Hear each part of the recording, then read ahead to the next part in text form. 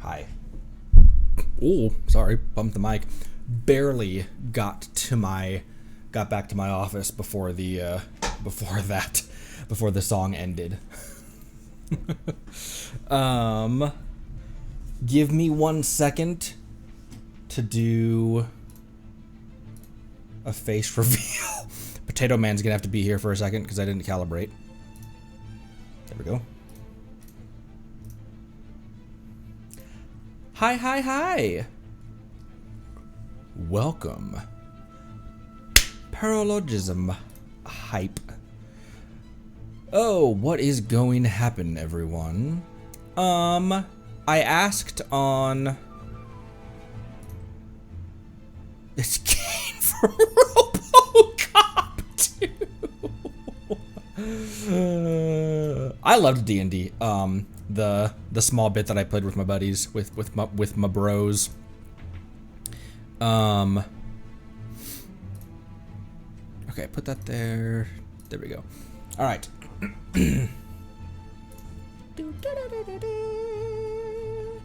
Hello. Welcome, Jobster, Monday, Jabrilia, Meru, Nosy, hello. What is up, Seemit Fallen? Thank you for the first time chat. How's it going? Hello. Mufink, what up? Marceline. Halcyon, hello. Manowar, Akun. What's up? Luna, hello. Hello. What's going on, everyone? I did spoiler in FAQ.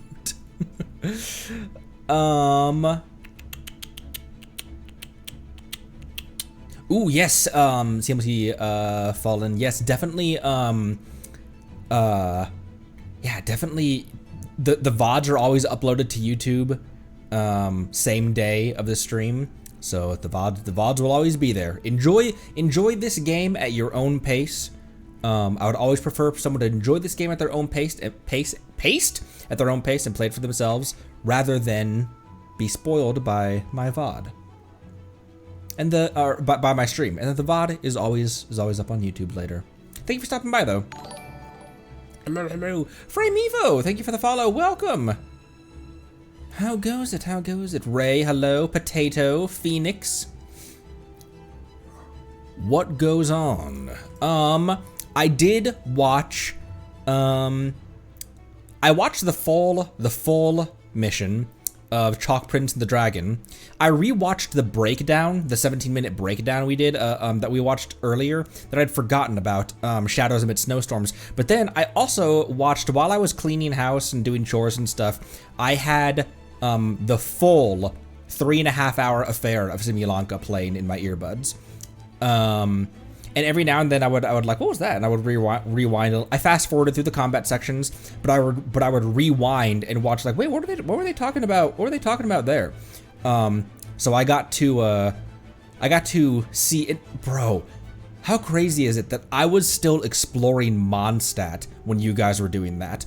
Because I hopped into that book. I opened the book and landed on the woke up in the strange land. With the origami trees and frogs and everything. I opened that book when I was just wandering by in Mondstadt, when I was looking for chests in Mondstadt City. That's how, because this was the 4.8 quest. That's when I came into this. The very tail end of 4.7, and then right when 4.8 dropped. Paper Mache land. So I have a couple notes here, just hitting the high points. Chalk Prince and Dragons where Festering Desire came from, but didn't know that. That's also where Albedo lore dropped Durin, the dragon defeated by Dahlia and Barsabados. Crashed into Dragonspine after defeat. The sword has Durin's remains in it. And Traveler is immune for the same reason that he's able to cleanse Dvalin's tears. I have this in my notes. Reckless Pallid was saved by Sucrose, is freezing to death, but doesn't leave because he's an idiot. Random Fatui agent comes by demanding the sword to give to Senora, lol rip, is what's in my notes. Also in my notes, Palad is still an idiot, mistakes the sword for fire, knocks over Sucrose because he's a bitch, and knocks the sword down. And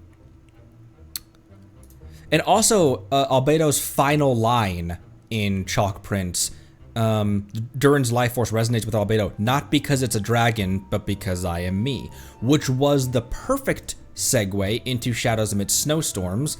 Sucrose, Amber, Eula, Albedo, Bennett are all up there on the mountain. Albedo reveals for the first time fully that he is a synthetic human created using alchemy by Rhine-Daughter. Gold, R, who is a Conrian researcher known as Gold. Which I either didn't know that or I'd forgotten that. He was created after Conria's destruction. And she's one of the sinners of Conria. Eula and Amber leave to take a, quote, ice bath. That was apparently noteworthy for me. Traveler and Albedo paint the Paimon portrait. Albedo attacks Traveler, everyone fights Albedo, and he's about to drop a blast on them, but is killed by real Albedo. Traveler only recognized fake Albedo because it didn't have the star-shaped mark on his neck, which is a birthmark of sorts, a residual of alchemical process that was used to create him. And then we get to 4.8 Simulanka. Wakes up in a strange land. Things of note were Firecracker's ribbit and Grandpa Almond's dope-ass voice. Grandpa Almond's dope-ass voice and Firecracker like he'd be talking about something and every now and then he'd take a break to like he'd be saying a sentence and then he'd like have a little ribbit. But because I was trying to get through I was trying to like, you know, make time with the quest. So I was watching it on YouTube at 1.25 speed. So like a little bit faster than normal. So he would say, Traveler wakes up in a strange land where plants and animals look like they're made of origami. And have this little ribbit in sped up was so funny. I was crying laughing at one point. I had to pause the video because he would just, and Grandpa Almond's dope ass voice. Nilu is the forest fairy of the Forest of Blessings, and King Navia, what more need I say? King Navia. I have two screenshots I took as well. I noticed that these nuts. I noticed that the carpets and these are music box, because the whole thing is kind of based off of a music box. The stars rotating around and the big key that you turn. That this is music box note strip, paper strip for music box, as is the carpet, which I thought was really cool. Very similar to player piano stuff. Player piano script.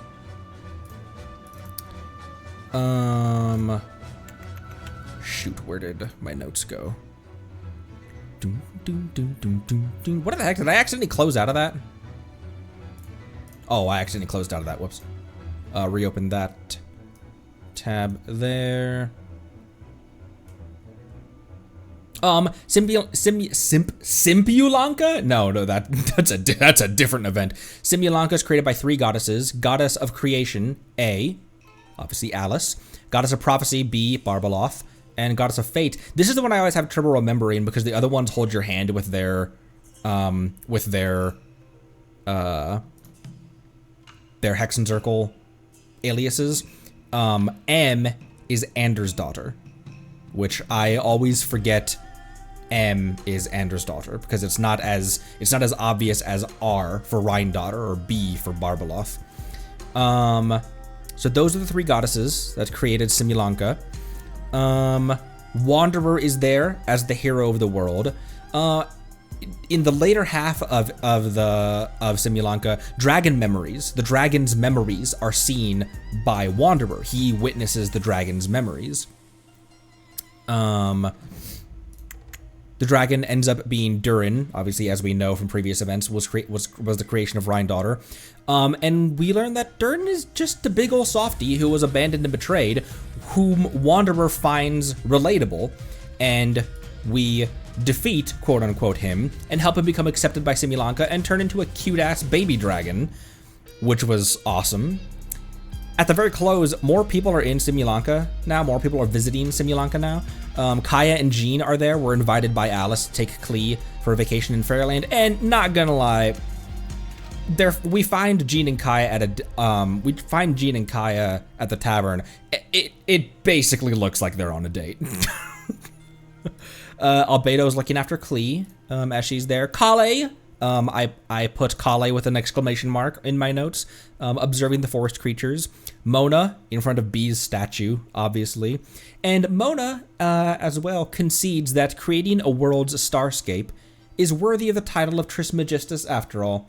She concedes that, you know what? Alright, creating an entire world starscape, maybe you do actually deserve that, deserve Trismegistus after all. The Fischl is there, meets Wanderer and Durin, calls Wanderer Durin's servant, which he was none too pleased about. Klee arrives with Albedo and after seeing the sights. And then we flash back to B and M's conversation from before that Wanderer witnessed, where they say, "Our child will one day rise from the dead." Dragonspine Durin's heart is growing in vitality, which Albedo confirms from his recent research and experience up in the mountains. And so if Dragonspine Durin comes back to life, Mini Durin Wanderer may be needed to assist in the event of a worst case scenario. Hopefully, when Dragonspine Durin comes out, he bears the qualities of Mini Durin, but Albedo wants to cover all of their bases, even the worst case bases. So, yeah. Also, the playthrough that I watched had their Wanderer renamed, and so it was very funny in certain scenarios to see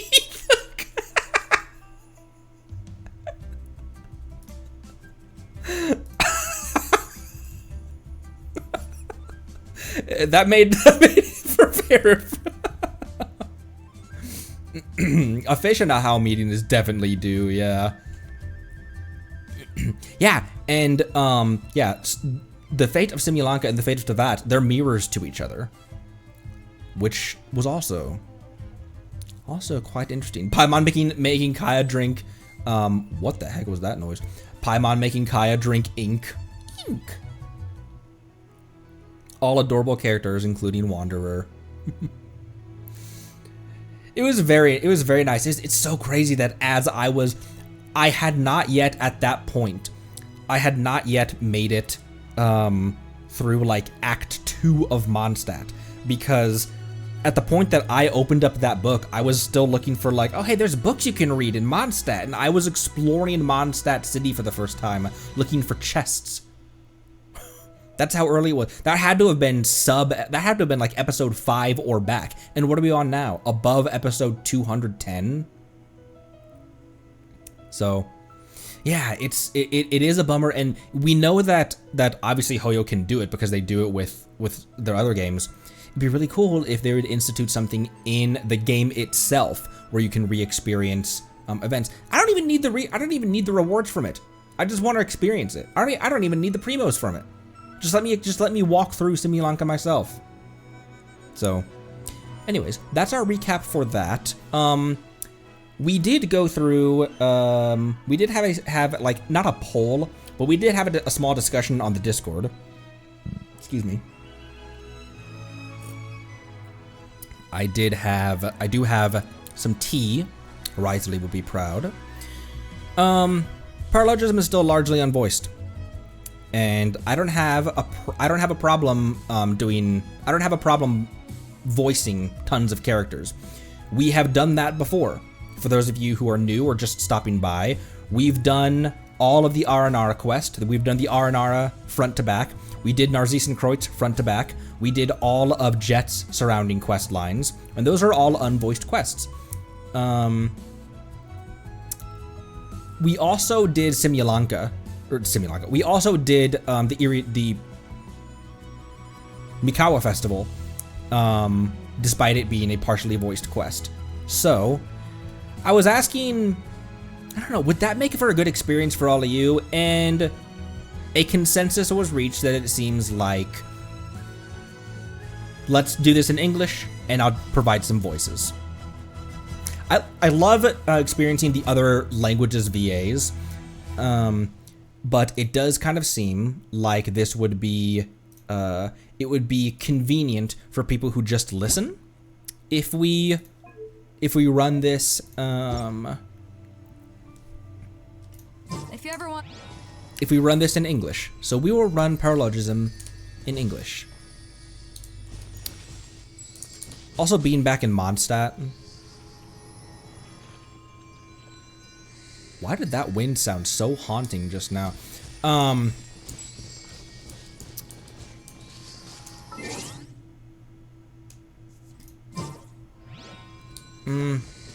Maybe. I did have in my notes as well that for some reason it was only while I was watching Simulanka that I noticed that I thought that the ring around the statue was Paimon's tiara, and it kind of is, but it also kind of isn't. I've always got my eye out for sus Paimon hints.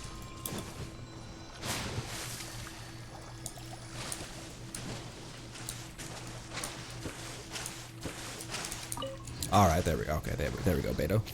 10 out of 10 times.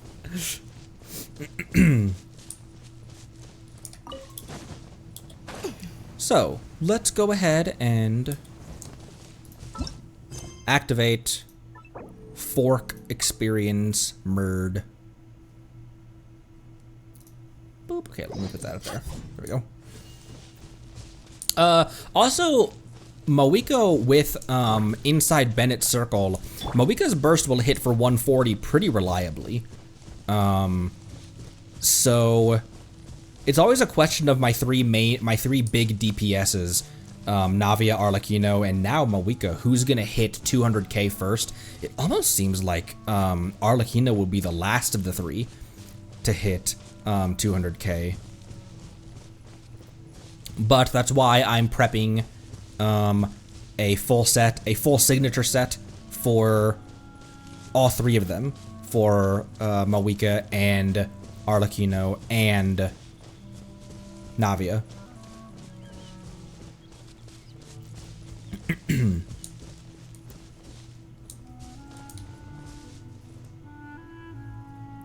Wow, the wave of nostalgia that just hit me. It's only been a year. I don't know why I'm talking about this nostalgia, but there's a reason I wanted to walk through the forest, because I knew it would be nostalgic, but that really with this music, there are even some times that the sound, the animo wind sound,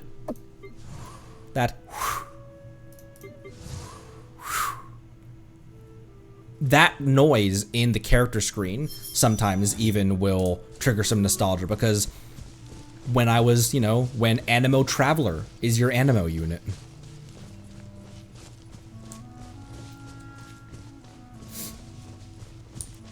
Yeah, and Amber hopping off of the rock to come meet us.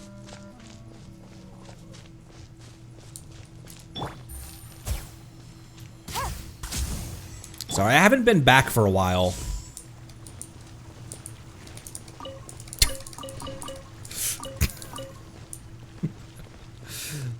There's something huge in the sky?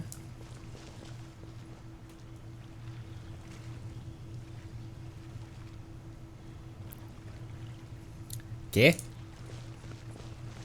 I mean Celestia, yeah. But wasn't Celestia always...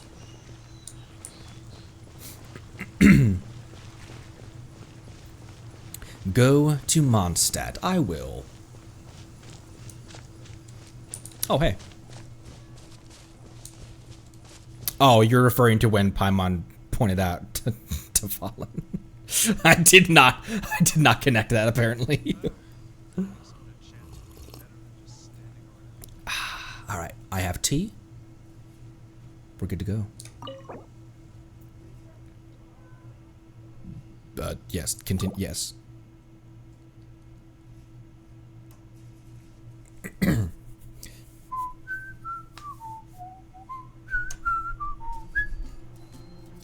Oh, look how cute! Wow, the city is all decked out. Oh, it's beautiful. Festival season means no commissions, which means no Mora. But Catherine's always looking out for us, so we should still drop by and say hello. Sure, let's go. Ah! Sorry. My breakfast plate is still on my desk and I hit it. Sure, let's go.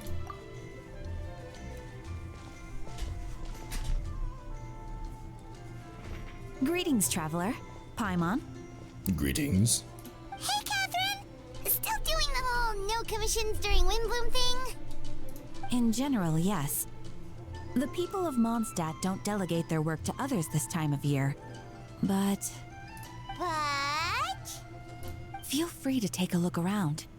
I think you'll pick up on something unusual. Yeah, the description of this quest was, not everything is as it seems in Mondstadt. Take a look around, huh?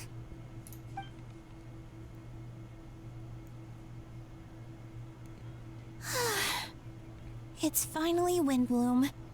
And here I am ruining everything. Yeah, what are you thinking, Beatrice? Get it together.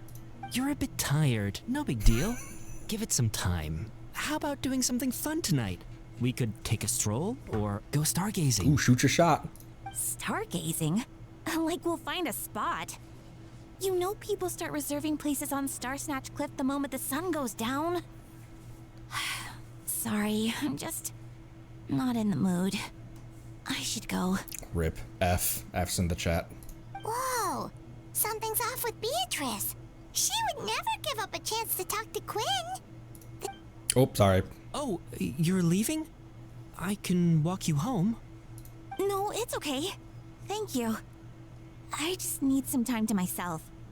Besides, there's still something I need to do. The truth is, Quinn, not long ago, What is it? Is there something wrong? Never mind. It's nothing. Actually, Quinn, I think we should stop seeing each other for now.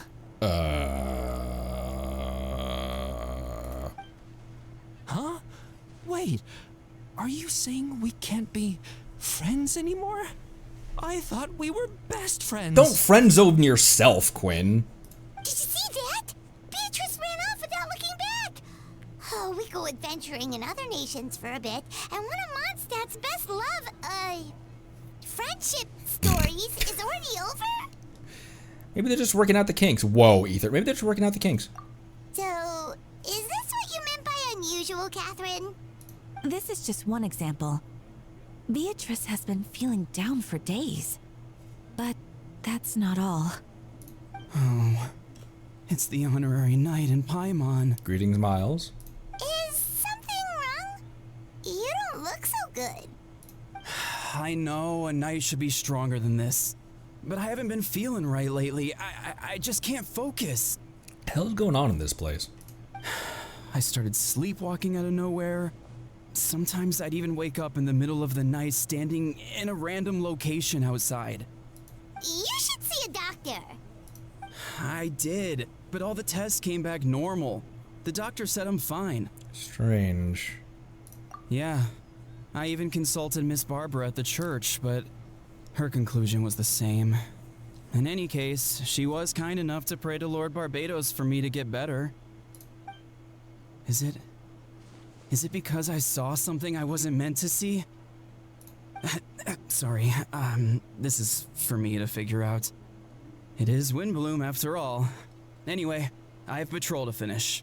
Until next time, you two. Until next time, sir. Goes to meet with his brother kilometers. Huh. Is it something in the air, maybe? It appears Miss Donna is also out of sorts. Oh, where can I find a truly fascinating man? I don't know, D-Luke, isn't that all you can think about? Wait, crush on Diluc, right? That's what I thought too. But she seems to have changed her mind. Man, Diluc got power crept in his stalker as well. Kaya! Is that Captain Kaya? Huh.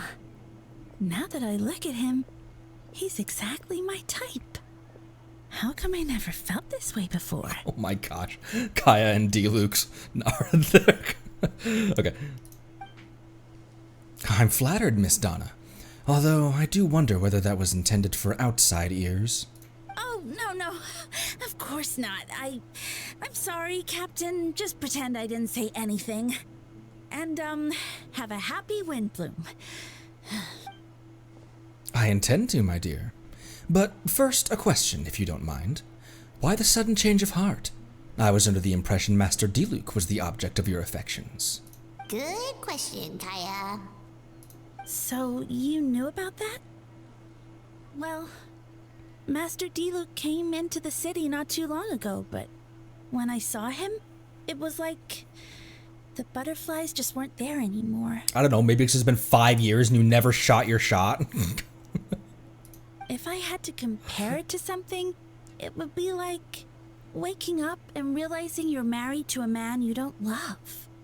But then I saw you, and it wasn't that something was different about you. I can't really explain it. It was just a feeling. More than a feeling. I understand, and I'm flattered I was able to bring back the butterflies. But I do need to see some business, so I'll take my leave. Oh, here he comes. Well, surprised to see us? We're the business he needs to go see. Not at all. You are the exact two people I've been trying to find. So, traveler, Paimon, how have you been? All good. How about yourself and the rest of the knights? The answer to that requires a private conversation. Catherine, do you mind? Not at all. Have fun, you three. So, you said you were looking for us. Yes. Jean sent me to find you when she heard you were back in Mondstadt, but let's discuss the finer details back at the headquarters.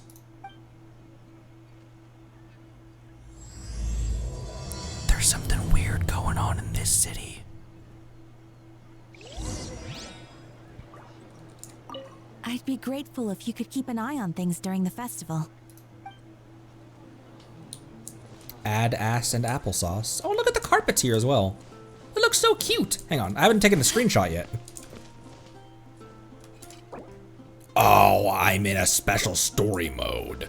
But you know what I can do, Beta?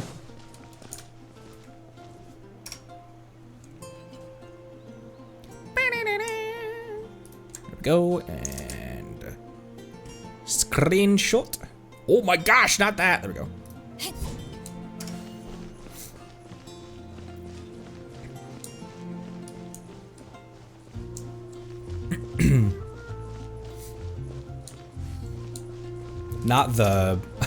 Not the UI button power creeping Charlotte.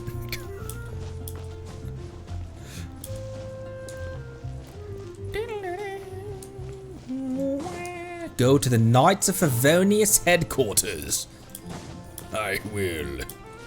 Also, this team seems like an okay Beto team. Beto, Shilonen, Bennett, Yelan. I'm always looking for, characters that I can use to justify having Beto be the on-field.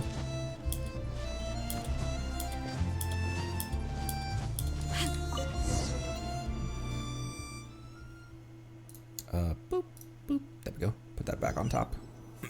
That window back on top of that window. Ah, Kaya. Yula! You found them. Yep, managed to track them down. Good. With what's about to happen, it's great to have you in town.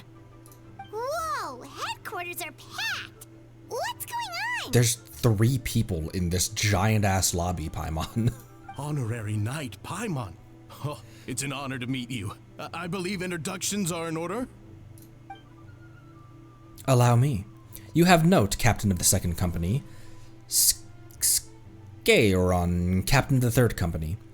Eula, captain of the 4th Company, and me, of course, captain of the 9th Company. Oh, you're all captains? That's right. Master Jean is waiting for you inside. She'll explain everything. Jean! Why'd you say it like that? Connery, Paimon, thank you for coming. Is everything alright? There are tons of people outside. Ah, yes, that would be the captains. You know a few of them already, but I'm sure there are some new faces. There have been a number of incidents in Mondstadt. In order to wrap up the case, I gathered all of the captains and the Knights of Favonius together to hold a trial. A trial? But this is Mondstadt, not Fontaine. Places other than Fontaine can have law, Paimon. Paimonial 1, thank you for the follow. Welcome.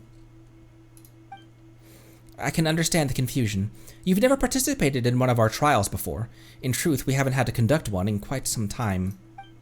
The Knights of Favonius oversee most matters of law and order in Mondstadt.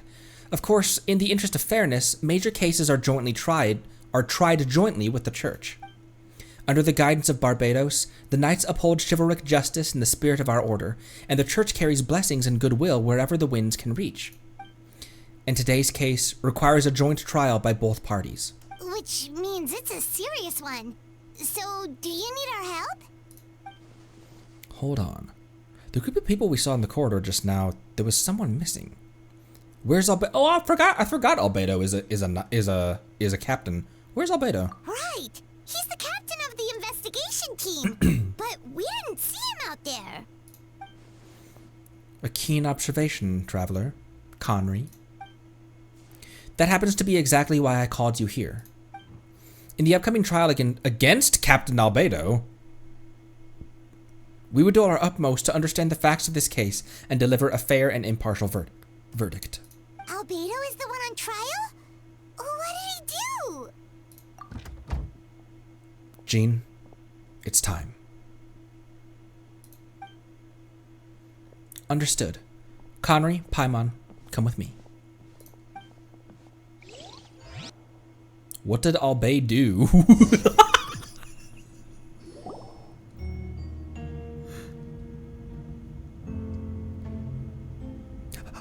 So close. Please sit wherever you like. I only ask that you remain calm no matter what you hear. I need to head over there. Don't worry. The trial will be fair. Wow, could this look any... The trial will be fair. Now that everyone is gathered, let us begin. Wow, look... Look at where the accused sits. Now that everyone is gathered, let us begin. With Grandmaster Varka away from Mondstadt for the time being, I, Jean Gunhilder, will oversee today's proceedings. Mr. Dahlia, Deacon of the Church of Favonius, will serve as assessor. As representatives of our respective organizations, we will ensure a just verdict in this case. Oh, that's a new face. Deacon of the Church. Does that mean he works with Barbara and Rosaria? The defendant in today's case is the captain of the investigation team, Albedo. Albedo, what did you do? I'll hide them. Look, Rosaria in the back! I'm fine. I'm okay. Certain aspects of this case are classified, and it remains uncertain whether the alleged victims are citizens of Mondstadt. As such, this trial is not open to the public. The identities of the victims are still unknown. Strange. If guilt is why is this desk so high? If guilt is established in this case, all facts will be made public after the final verdict is delivered. Now, the captain of the logistics company, Miss Hertha, will present the charges. The court appoints Mr. Kaya to speak on Mr. Albedo's behalf. Are both parties ready to proceed? Yes. Ready to proceed. Miss Hertha, the floor is yours. Prior to this trial, the Knights of Favonius, in conjunction with the Church, launched an investigation into Mr. Albedo for suspected murder and unlawful disposal of human remains. Well, that's quite the charge. Murder? A witness stated that 11 days ago, in the middle of the night, she saw the defendant southeast of the city gates, dragging a large object she later identified as a human body.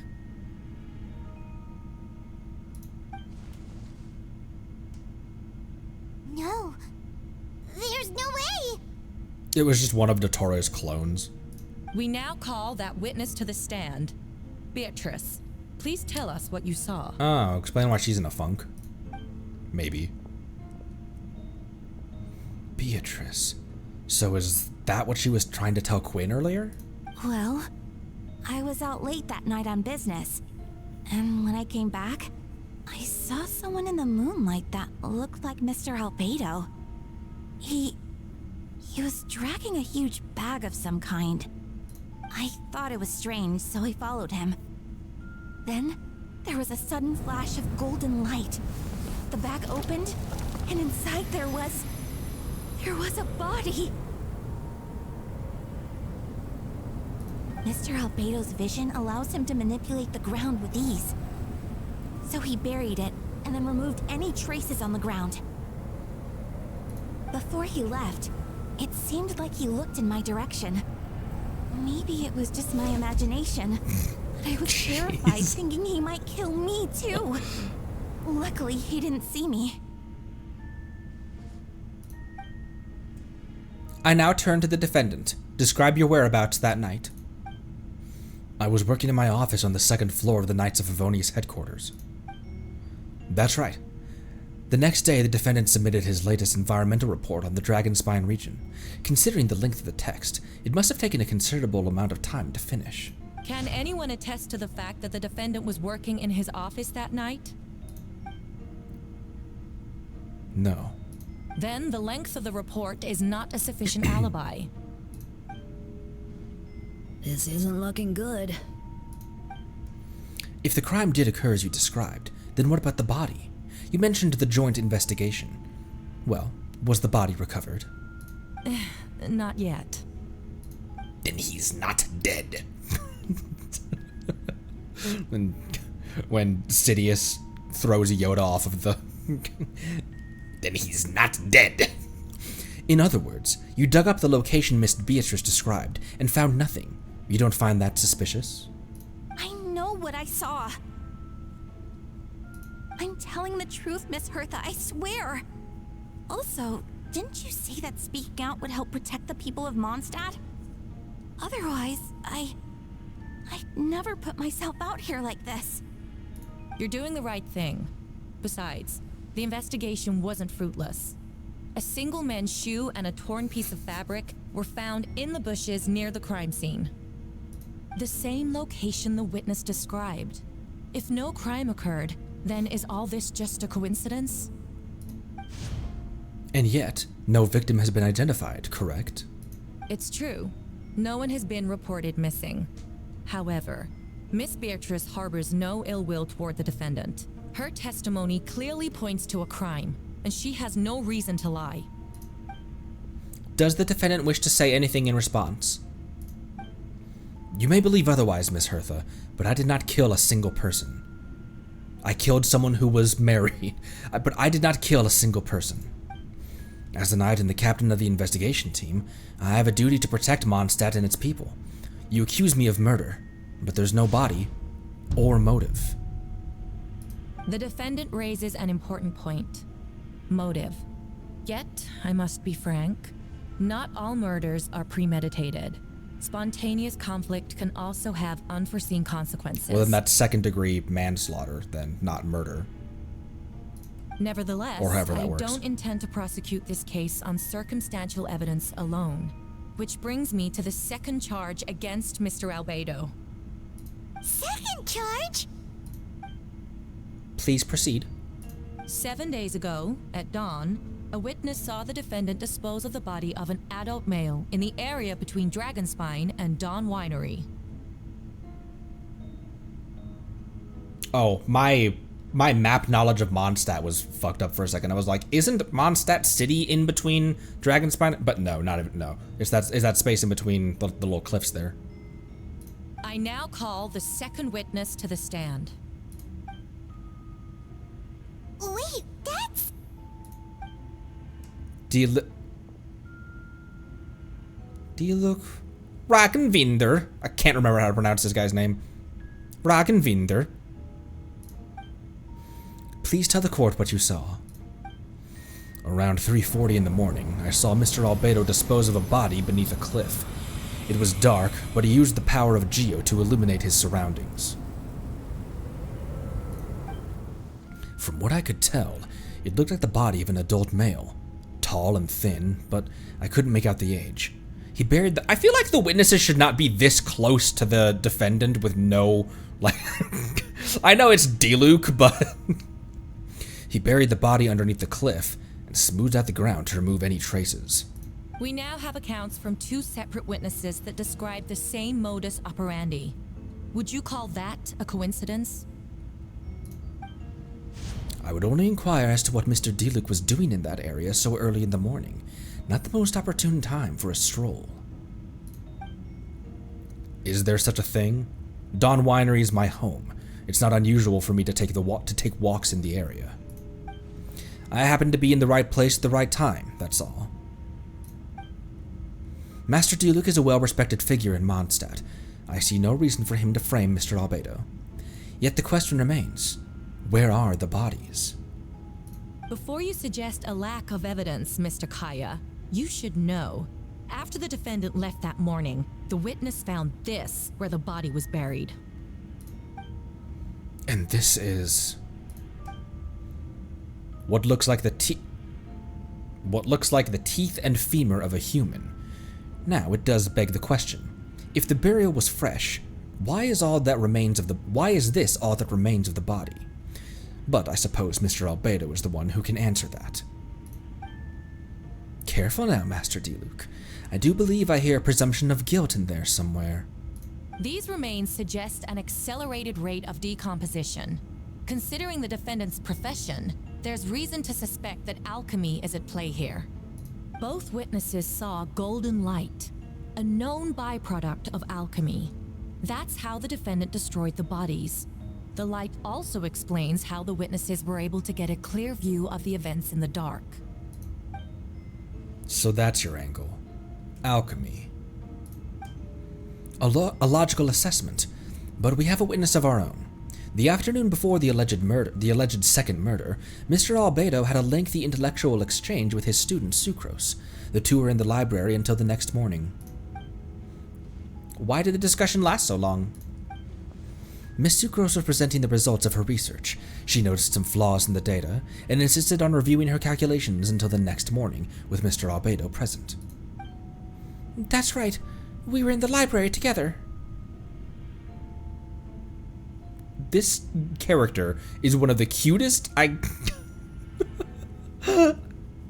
perma blush and her glasses and her little ears. You're certain Mr. Albedo was present the whole time? I'm so happy for more Sucrose content. Yes, and I know Mr. Albedo would never kill someone. He could never be that cruel. Nevertheless, the other witnesses have no reason to lie. Tell me, Miss Sucrose, that meeting in the library, were you awake the whole time? Sounds like a considerable duration to go without sleep. Oh, I do hope you can be truthful with us. It concerns the safety of countless Mondstadt citizens.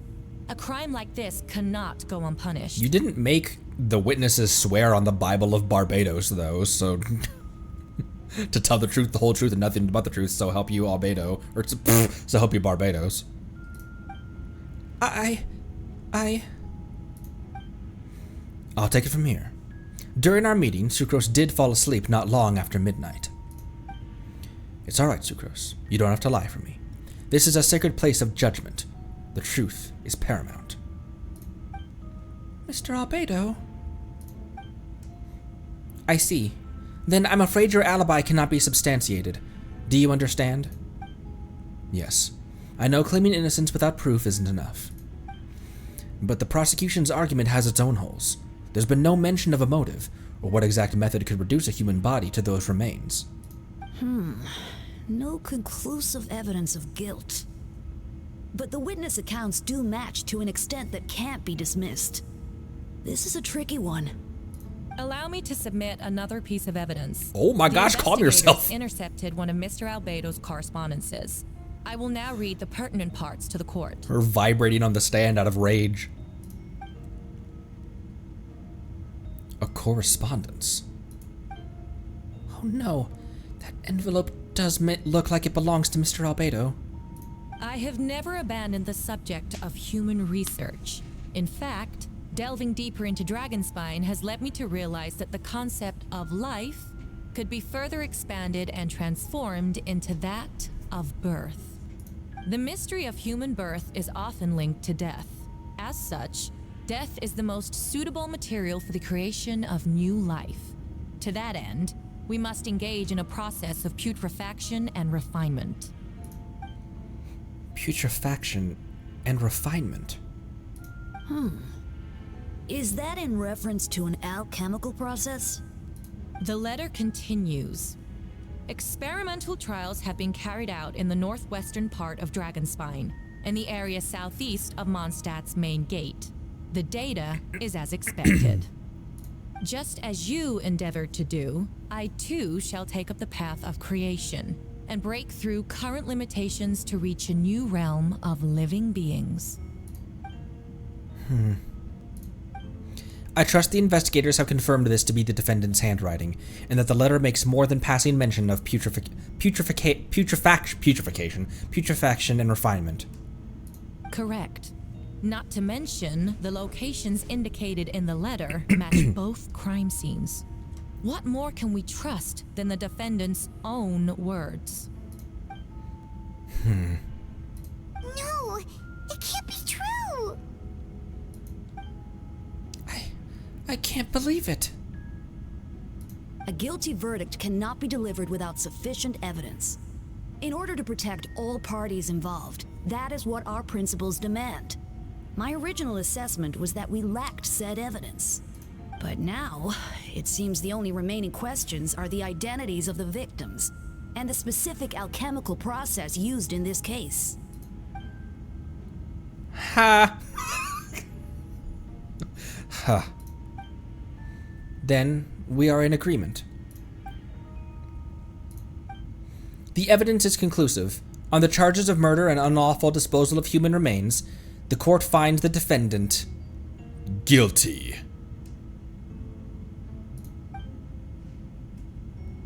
The people in attendance appear shocked. No one can believe a kind and well-mannered person like Albedo could commit such a crime. Jean stipulates that those unsatisfied with the verdict will have time to submit an objection or appeal, but most appeal hopeless in this moment. As you watch Albedo being taken back to headquarters, you get a strange feeling that something hidden is about to come to light. It all comes back to the letter, a secret that you and Albedo know all too well, but the people of Mondstadt have yet to discover. Why would Albedo do something like that? Oh, this has to be a nightmare. Albedo told me his secret once, that he was a synthetic human created through alchemy. Could that have something to do with this case? But what? Following Rheindahl's footsteps just because he's an alchemical creation? That would only make him more suspicious. Why is there... Is this Animo Traveler or all are his... Oh no, it's Animo Traveler. There's a little hint of teal there. Oh, because I haven't re-resonated with Pyro yet. I thought this was white, like a bear. Like he wasn't resonated with anything right now. Well, this took a turn for the worse. Rosaria! Oh, when did you get here? She was behind us the whole time. I've been here that's what I just said. I've been here the whole time. I happen to have a message to pass along. For us? Yes. You're needed at Starsnatch Cliff. He's waiting for you there. Who is he? He. You'll know when you get there. Go on now. Time is like the wind. It waits for no one.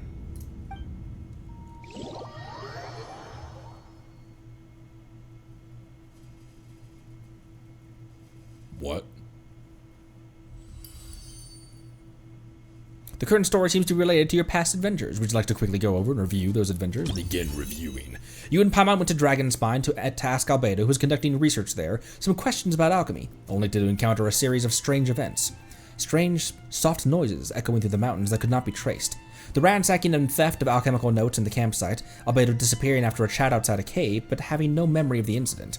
At the same time, Eula encountered Albedo elsewhere in the mountain, attempting to lead a child away, and he attacked Eula upon being discovered. You were able to confirm the presence of a mysterious figure impersonating Albedo. A running battle ensued, ambushing and being ambushed, hunting and being hunted. In the end, Albedo eliminated the giant mutant Whopperflower posing as him. Yet, there were more than 2 people wearing that face on the mountain.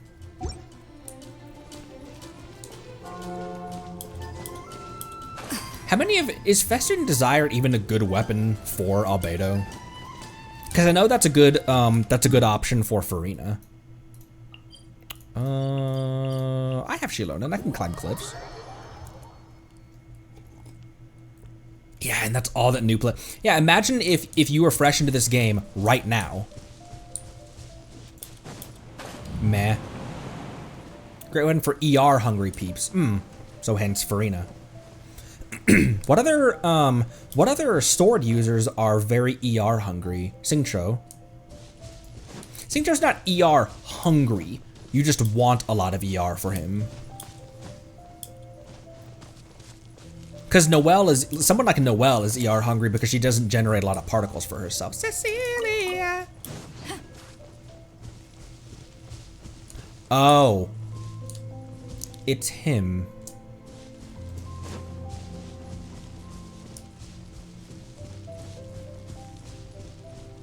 Femboy spotted.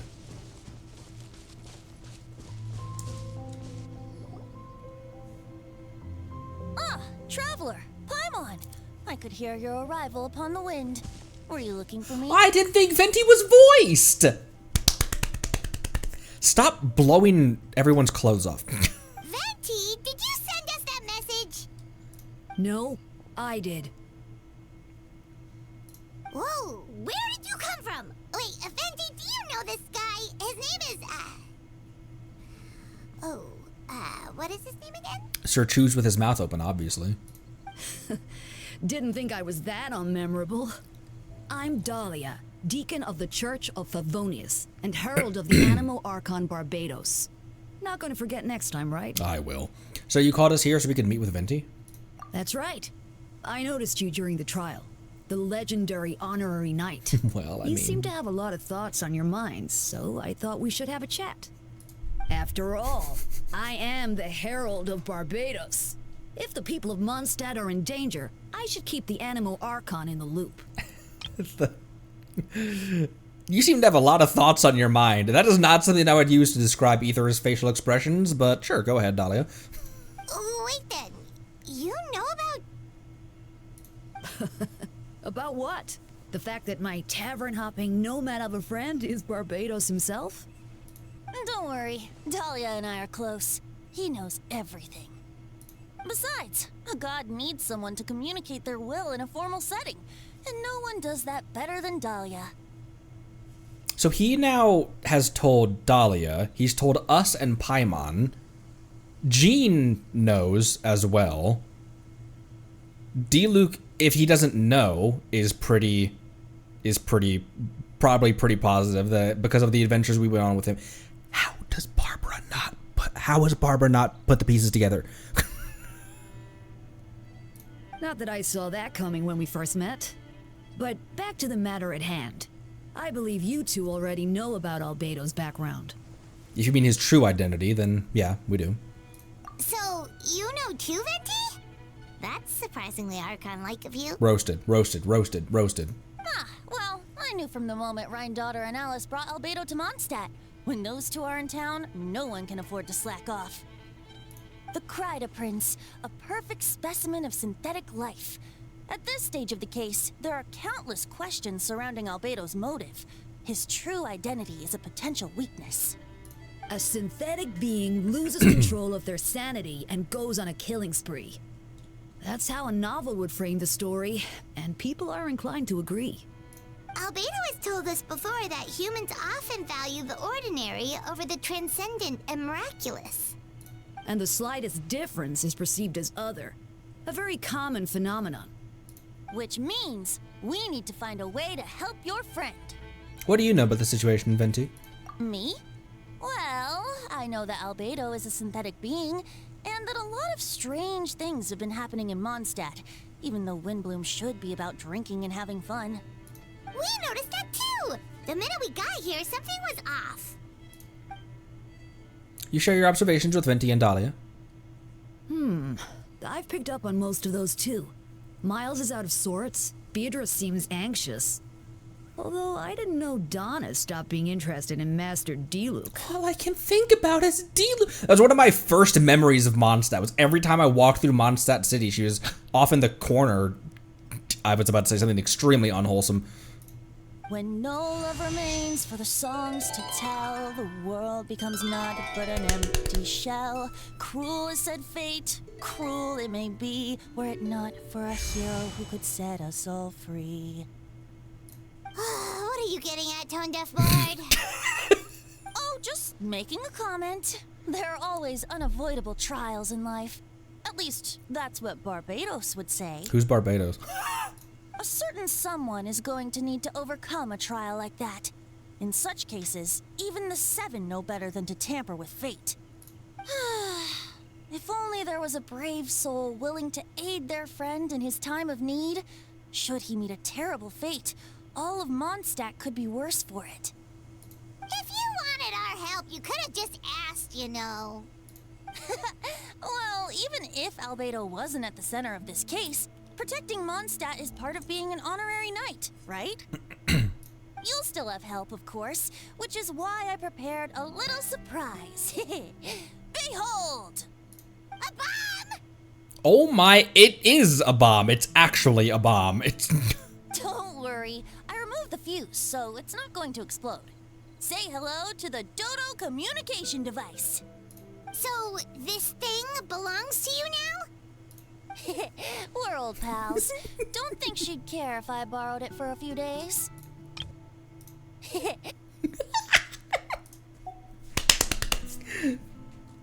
I'm so happy to be doing this quest. Anyway, this invention, with a little help from a trick of mine, will allow us to keep in touch. Just take it out and we can chat. We'll do our best to uncover the truth. That's all I ask. No matter what comes, you have the wind on your side.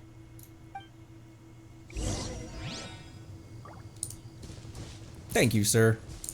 Sorry I stopped pulling on your most recent banner in favor of the upcoming Navia. I suppose we're old pals too at this point. Indeed. Your companionship is like a breeze that lingers in the air, warm and familiar. In all this time, I've never witnessed Lord Barbados approach anything in a serious manner. Perhaps this time, I'm in for something special. Barbados? Serious? Oh, you give him too much credit. Hardly. It's not blind faith, you know. I've always had unwavering belief in the animal archon. Is that so? Oh, I wonder what Barbados thinks about that. You should pray to him and find out. Good idea. I'll tell him I still haven't deciphered his drunken musings from our 3 trips to the tavern last month. His wisdom is sure to reveal itself in time. Oh, you know what? Forget about Barbados, Dahlia. Treat me to a drink instead. You wouldn't refuse me, would you? A dear friend like you? Never.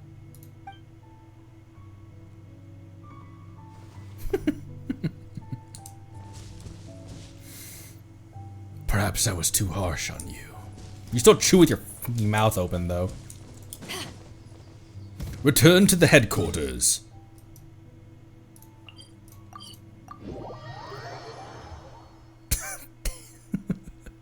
Thank Barbados. Wait a minute. Hey, there's a spirit carp right here. It looked like a spirit carp from Chenyu.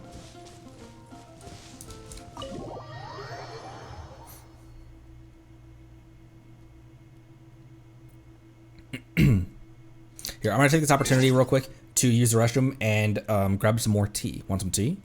I'll be right back.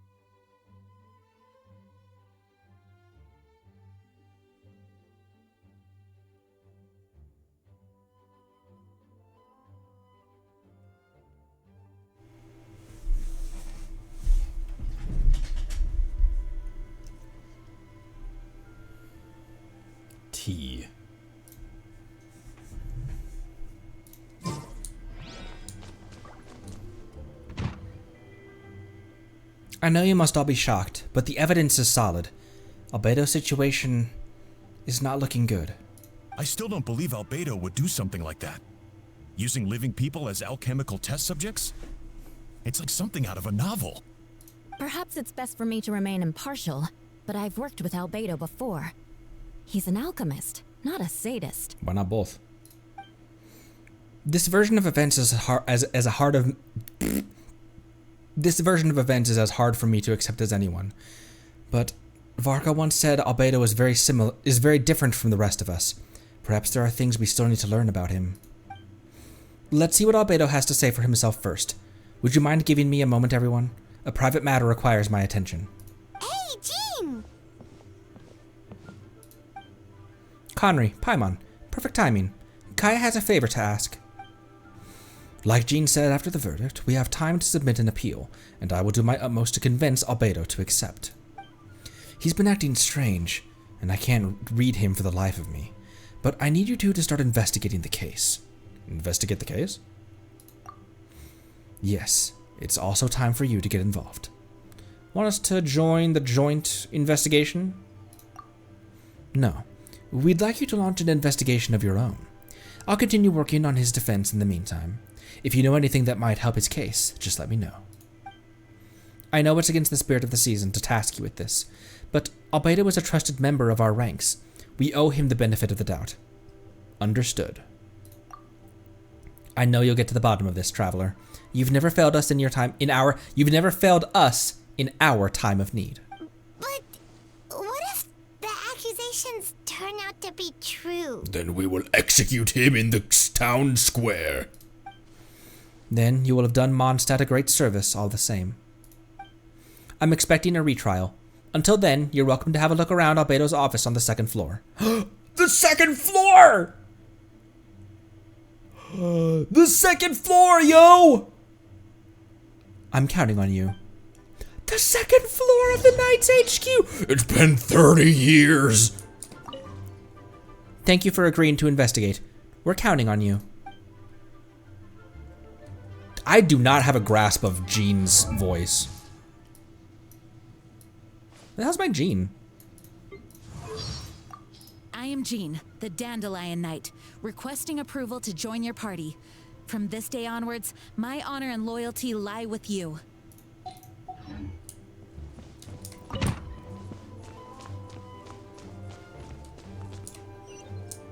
Oh, I was like, where are we going?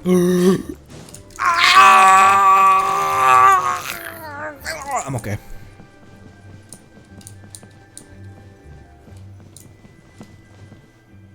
Well, this is all I needed out of this quest.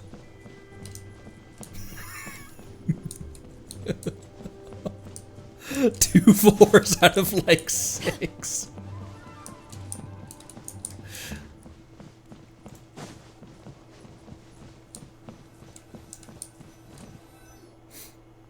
Wait, Captain Kaya, surely I can't just...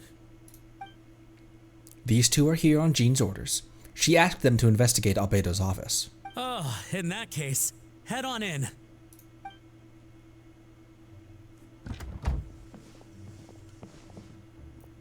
So this is Albedo's office.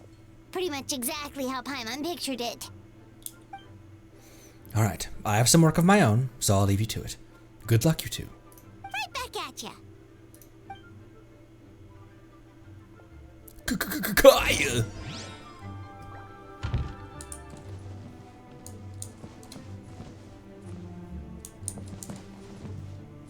Albedo's office. Oh my gosh, Beto, you're crazy. Paimon, can you not? Paimon's little constellation trails.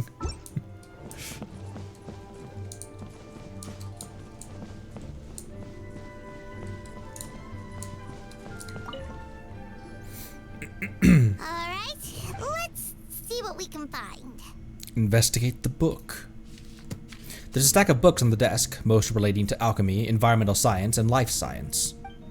Some of the pages have been marked with alchemical symbols, and others have S-shaped or triangular symbols drawn on them. Any potential meaning is unclear. Wow, these books are so fancy.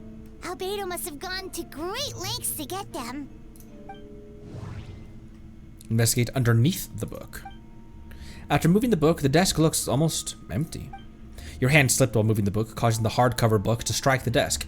The resulting noise was a bit unusual. It's subtle, but to an experienced adventurer, it sounds too hollow, almost like there's a compartment within the desk. Investigate under the desk. Wait, it looks like there's a hidden compartment under the desk. There does appear to be a compartment added to one side of the desk. It was very well hidden. The lock mechanism is complex and seems to involve elemental power in some way. Perhaps you could try using the power of Geo. The hidden compartment opens. Inside lies a piece of paper with more information. I can look left and right. Oh! Oh! Guys, you can move the camera in this game! Research notes. Albedo's notes lie on the table. They resemble the ones you've seen before, but the contents are different this time. As always, the penmanship is impeccable, careful, and neat with a certain elegance in its uniformity, much like the man himself. Of the notes reads, putrefaction is that what? Putrefaction should be regarded as a counter-simulation to the process of life, like a highly efficient and disruptive spell of rot. Disruptive or destructive? Destructive spell of rot. Upon use, the target will decay within an extremely short period of time, turning into dust that is nearly invisible to the naked eye before dissipating into the air. Investigate the test tube. There's a test tube on the shelf with some black powder residue at the bottom. Next to it lies a neatly written note. Chalk is the next stage after soil, but the current available materials are still insufficient to construct a stable structure. Nope. No idea what that means. Not sure if it's too hard for Paimon or too hard for anyone outside this line of work. The lockbox on the desk. A lockbox sits on the desk. The latch bears signs of wear, suggesting the importance of whatever lies within. The box likely remained unlocked most of the time. But now the lid remains wide open, as if the owner was forced to leave in a hurry and didn't have time to lock it. Perhaps the letter intercepted by the investigators was once stored here. The remaining contents shouldn't hold much weight as conclusive evidence, but you still get a strange feeling after reviewing them. In elegant penmanship, the letter reads, "In addition, I do happen to have some information on the subject of our last discussion, the materials and arcane formation required for human transmutation. The formations in these records likely originate from the Conrian art of chemia. But relevant documentation has not been well maintained over time, so I cannot guarantee there are no errors or omissions. As thanks for your past assistance, I've enclosed the records with this letter. But that does not mean I support your pursuit of this research. Ethics aside, I am not convinced it's even possible to create a human whose existence is identical to our own. The idea that the dynamic of creator and creation could exist within the same species is cause for concern. Even with a talent like yours, I must urge you to proceed with caution. The signature belongs to an unfamiliar name, one that also appears on an alchemy book nearby. You skim the preface and learn the author is an old and accomplished alchemist.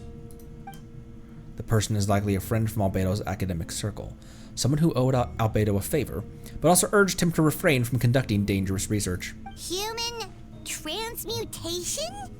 Is Albedo seriously looking into that? Sus. Ooh, Paimon doesn't want to think about that. It doesn't look good, but this letter can't directly prove that Albedo did anything. Besides, a technique like that must be too dangerous to share with the public, right? That's why it wasn't brought up during the trial.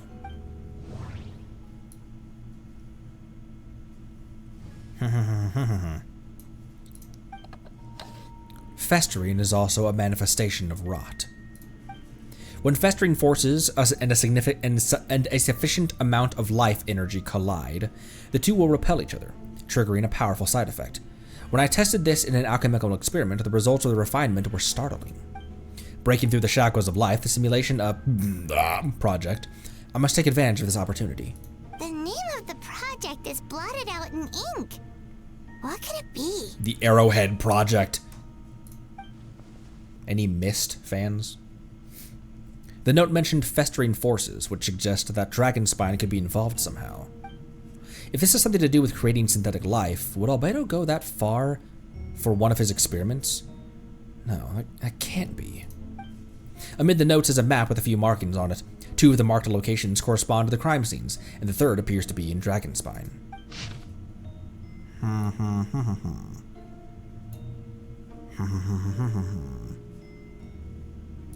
The location of my first team wipe.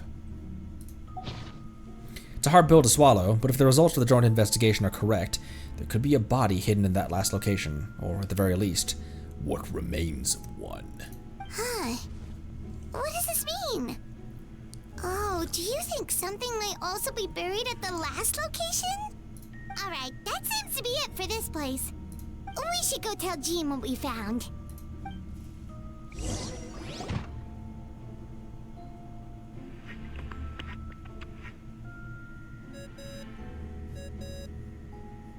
Don't go. Don't go. Oh, Venti's calling. Let's answer. How's the investigation going? Find anything? This is what I meant when I talked about like I hope they don't bring iPhones into like, oh, it's an iPhone, but it's phlogiston powered, so we can justify this is what I want in terms of like communication. You know, not electronics masquerading and like being like, oh, but it's magic, so we can justify stuff like this, where yeah, it's technology and stuff, but it fits with magic and stuff. That's how I feel about the Flame Strider. The Flame Strider, it's a motorcycle, but it also isn't. It's a phlogiston vehicle. It fits in universe. So do the rollerblades and everything. Oh, we found stuff, alright. Stuff that only makes Albedo look even more suspicious. I see. So, Albedo's researching something that doesn't help his case, huh? You share what you learned with Venti? Not promising. We should be grateful Albedo's true identity remains hidden. If it gets out that he's one of Rhindaughter's creations, there'd be no separating him from her past. As we both know, Rhindaughter's approach to alchemy and ethics was pure madness, and the evidence you just found, let's just say it could convince even those closest to him of his guilt. Perhaps even you. I don't think the handwriting was faked, and the notes also sounded like him. Then it comes down to trust. Do you trust Albedo? I don't know, but I want to. I don't know, but I want to. Yeah, he's our friend. We should keep the faith. And if he really is the culprit, he must have had a reason, right? Maybe he's just not allowed to talk about it. Yeah, that must be it. Venti's voice coming out of this little squee bomb is. Either way, a fair investigation means coming to a conclusion presented by the facts. Does that mean even Venti no longer believes in him? Remaining objective has its own value. Remember, none of this is your fault. Just report back with an honest assessment of the facts. Yeah. Well, let's go find Jean and tell her what we learned. Hey. Wait, that's Miles. What's he doing here? Oh, sorry. I heard voices and wasn't sure if I should check who was inside. It's okay. We're here on Jean's orders. Ah, I see. I'll, leave you to it. I thought that was a Union Jack on his belt for a second. Hold on. You didn't hear what we were saying, did you? Oh, not really. He did. Nothing that made sense anyway. He definitely heard. Well, do us a favor and just forget anything you might have heard, okay? Oh, sure. You got it. That map we found in the hidden compartment seems important. We should check out the marked locations.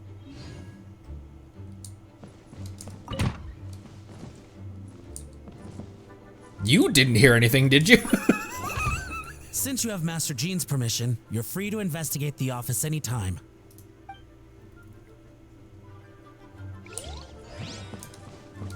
Wonder if the second floor will stay open, because there's nothing up here.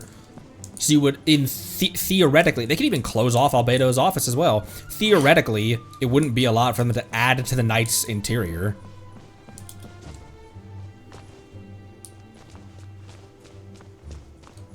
Let me see that map again. That's not what I'm looking for.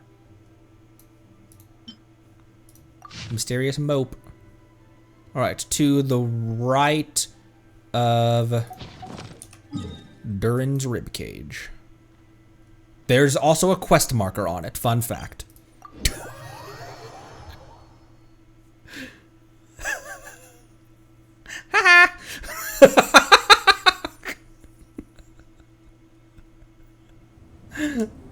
Ha!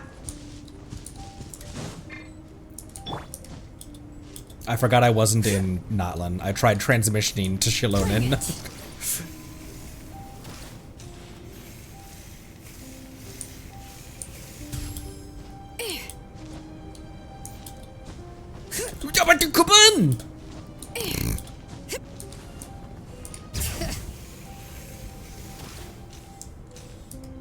Okay. If I were to bury a body, then I certainly wouldn't do it on the same mountain where my...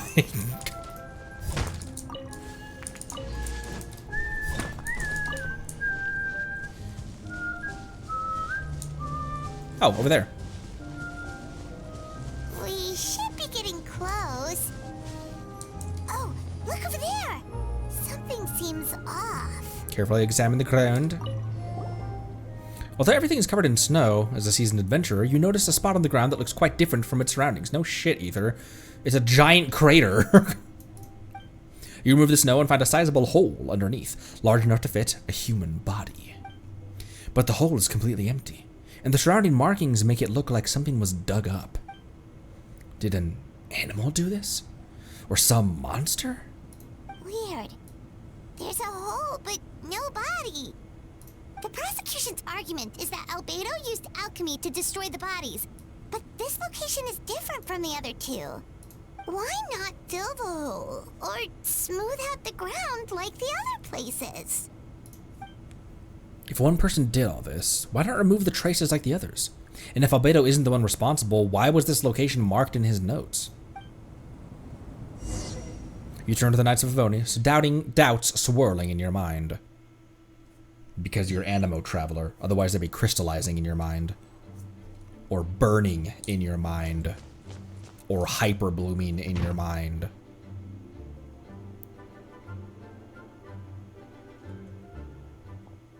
You're back. Did you find anything? Yeah, but none of it helps Albedo's case. You told Jean about your findings from Albedo's office. I see. A complicated result, but your efforts are appreciated. Did Albedo submit an appeal? Yes, he asked for a retrial. There are still questions surrounding the identities of the victims and the disappearance of the bodies. The minimal remains that were uncovered have been sent for forensic analysis, which would provide some answers. It's just... What's wrong? Man, Jean's so pretty. Side note. If the victims turned out to be Mondstadt citizens, the situation becomes all the more serious. The second trial would likely have to be open to the public. And I doubt public sentiment will be in Albedo's favor. Yeah, not when the charges are so serious. The second trial... How have we not been put on trial for murder yet? Because we murder all the birds on the bridge? Whoa, what the hell? It's a day suddenly. The second trial is set to take place in 2 days. I hope you consider attending this one as well. Of course, we'll be there. In the meantime, we should all just stay positive. Well said. When the time comes, I'll carry out my duty to the best of my ability.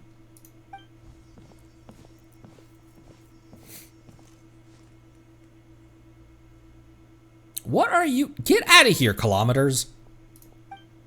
Miles.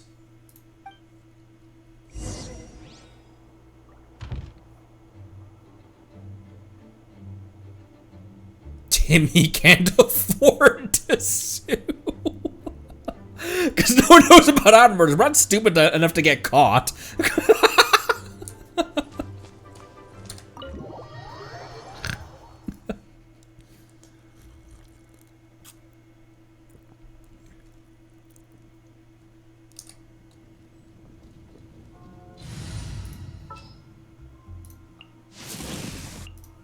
Ready for trial.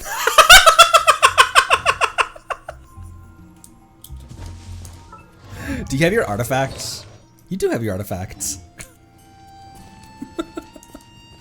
Wait until 2 days later.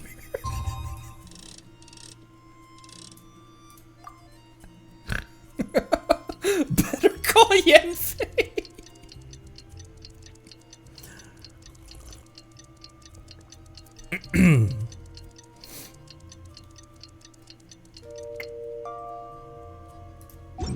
If I had Nuvi, bring Nuvi. We should meet up with Jean. It's about time for the second trial. Oh wait, what? Which? Oh, you do have the proper Widsith. I need to level up when I have duplicates of weapons. Almost duplicates of weddings. Like so the difference will be who has the refined one. So right now, Lanyan is actually being a shielder right now on my Moika team. So she's got the R3 level 90 sac frag. But I'd like to have two, like both copies of my fragments be 90, both of my Widsiths be 90, both of my Favonias be 90. 2 level 90 Dragon Slayers.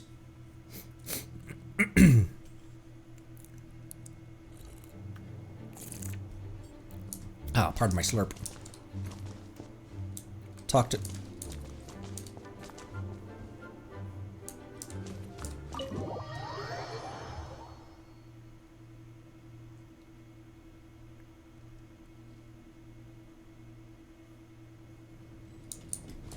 Oh. Why in the bushes? Yenfei almost fits in the bush. Doesn't reach Jack, it's punished instantly.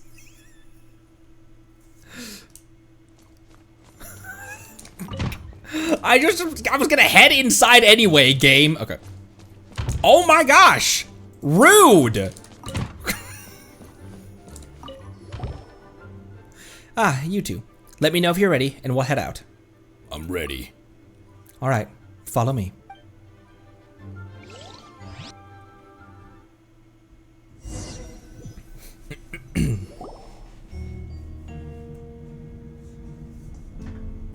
Ladies and gentlemen, we now convene for the second trial against Mr. Albedo.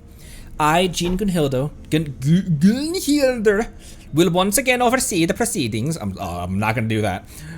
Representatives on both sides remain unchanged, and Mr. Dahlia will continue to serve as assessor. Ms. Hertha represents the prosecution, and Mr. Kaya speaks on behalf of the defense. The defendant in this case is Mr. Albedo, captain of the investigation team.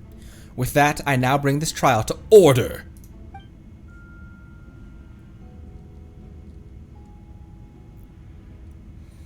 Ms. Hertha, have the investigators made any new discoveries?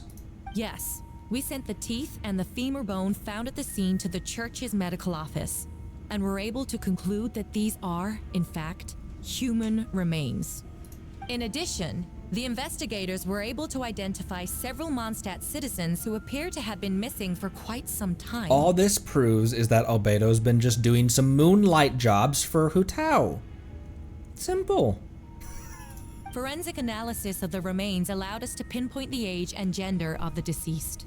Interestingly, one of the missing individuals matches that profile to a T. The medical office couldn't spare the personnel, so Miss Rosaria is here to present the results to the court.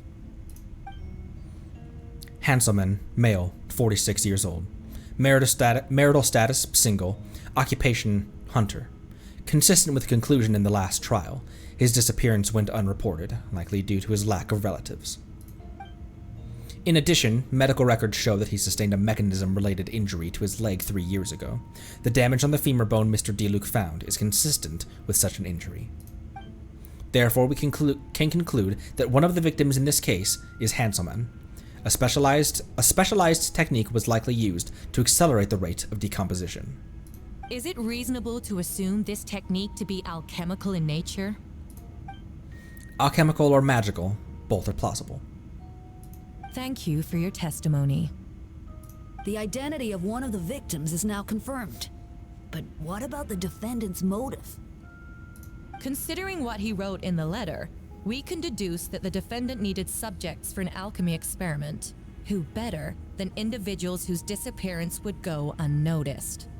In other words, he sacrificed the good people of Mondstadt for his own gain. A truly vile act. In addition, another witness has agreed to testify. Miss Donna, if you would. Another one, huh? Wait, Donna from the flower shop? I'm sorry it took so long for me to come forward. But the night Master Diluc saw Mr. Albedo, I was there too.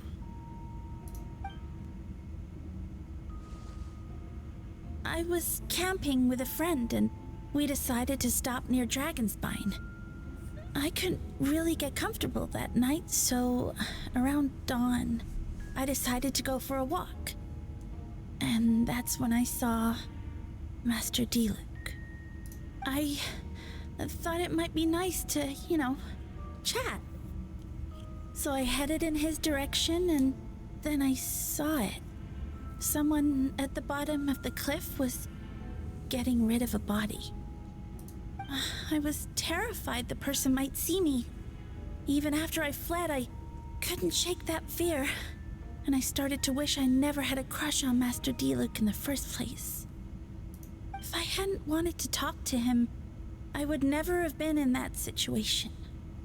Well, I didn't want to come forward because I was scared. But Miss Hertha convinced me it was the right thing to do. I'm sorry it took me so long. I see. Just stepping forward was brave enough, Miss Donna. Immediately. She immediately swoons, collapses on the... The court thanks you for your courage and commitment to justice. Yes. Thank you. The two witnesses corroborate the same sequence of events. That just leaves the question of how the defendant disposed of the bodies. I believe the answer lies in the alchemical technique mentioned in the letter. The defendant is the most accomplished alchemist in Mondstadt. He has the skill, no question. A special investigator also uncovered some relevant evidence on that subject. I will now present it to the court. Wait, does she mean... The evidence we found in Albedo's office. The following are pieces of evidence uncovered in Mr. Albedo's office, the most important of which is this map. Bing, bong, and boom. This map was found with the defendant's notes. The markings correspond to the description. The markings correspond with the description in the letter and the locations of the crime scenes. Does this map belong to you? Yes.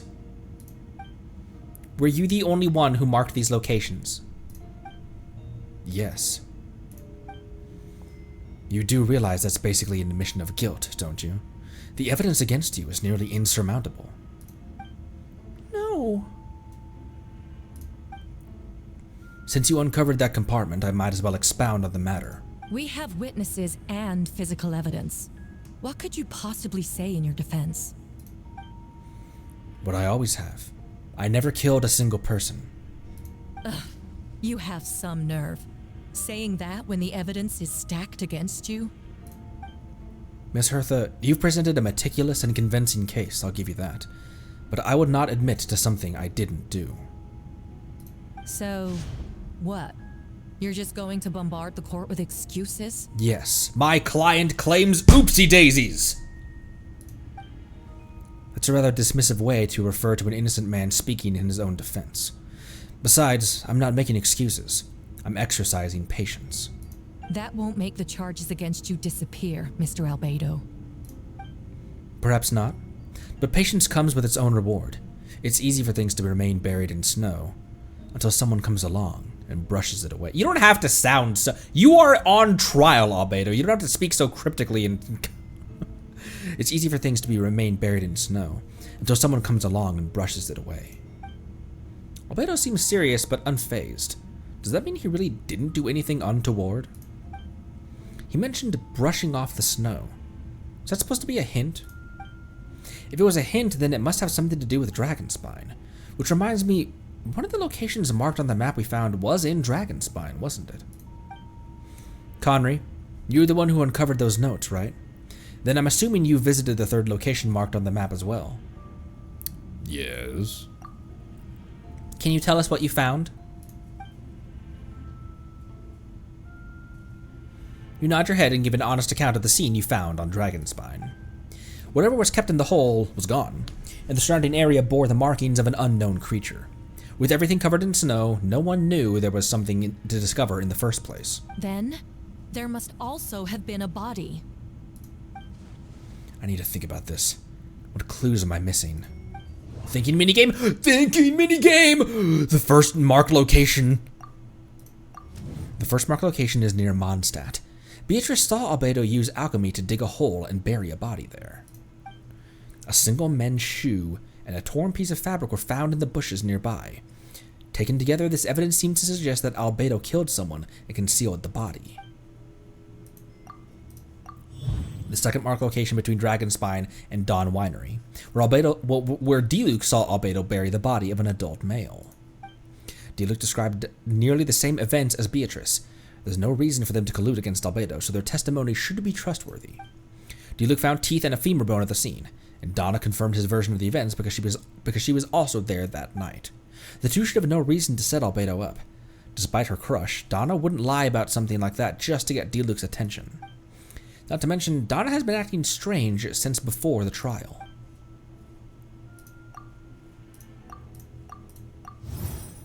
The third marked location is in Dragonspine. We only knew about it because we found the map in the hidden compartment. During our investigation, Paimon and I discovered a hole beneath the snow, big enough to hide a human body. There were also claw marks around the outside, but there was no body or remains whatsoever. According to the forensic results, the teeth and femur bone belonged to a Mondstadt citizen, and the witness accounts suggest that Albedo was the last person to come in contact with his body. Did Albedo really use alchemy to reduce a body to a few bones? And does that mean he's the real killer? The third marked location.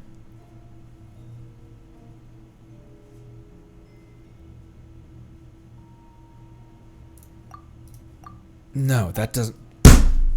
The third marked location. The differences between the marked locations. Albedo marked these 3 locations on the map and found the hidden compartment. There's some similarities and differences between them. Based on what we know, all 3 locations were likely used to hide the bodies. The holes dug in each area certainly seem big enough. But unlike the first 2 locations, there were claw marks around the hole in the third locations, and no witnesses saw anything happen there. Dragonspine is home to all manner of monsters and wild animals. Could some kind of monster have dug up the body?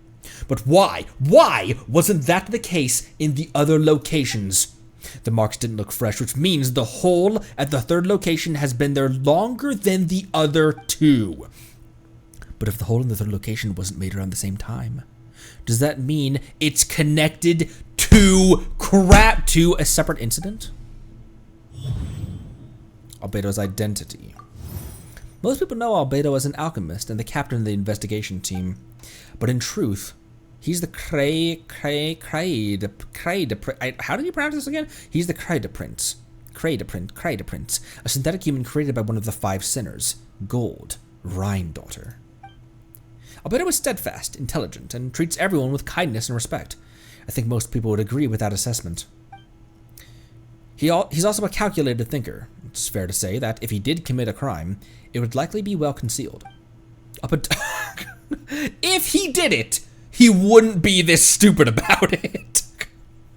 Up until now, Albedo never displayed any ill will towards humanity, and he also seems like his normal self. As his friend, I shouldn't reveal the truth about his identity. That would only make things worse for him. Dragonspine's ecosystem. Dragonspine has a frigid climate and is covered in snow all year round. Even so, it's home to various monsters and creatures that can withstand the cold. Deep within the mountain lies the remains of an even more mysterious creature, Durin. Though the dragon has been dead for a long time, he still possesses a peculiar life energy. Now that I think about it, a lot of strange things have happened upon Dragonspine. I have a small question as well. By the time I made it to Dragonspine, Simulanka quest had been done and dusted. Was that cave always beating heart? Was that heart in Dragonspine Cave always beating? Because the end of Simulanka, they mention that always there. Since 1.1. Oh, so even before Chalk Prints then. Because I was wondering if it started beating, like if it was always like that, but the heartbeat noise didn't come around, like that. The heartbeat sound hadn't come along until after Simulanka, when Dragonspine Durin is regaining vitality. But that's interesting, huh? Chalk Prints came together with the heart. All right. Now that I think about it, a lot of strange things have happened on Dragonspine. Imagine if there's only 2 options. Imagine if I still fucked that up. Encounters on Dragonspine. I almost forgot. Paimon and I once encountered someone on Dragonspine who looked exactly like Albedo, and we weren't the only ones. Wait a second. Someone who looks exactly like him?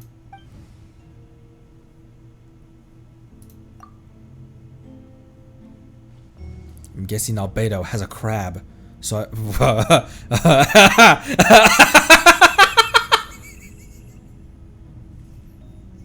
I'm guessing Albedo has a plan, so I should help him out.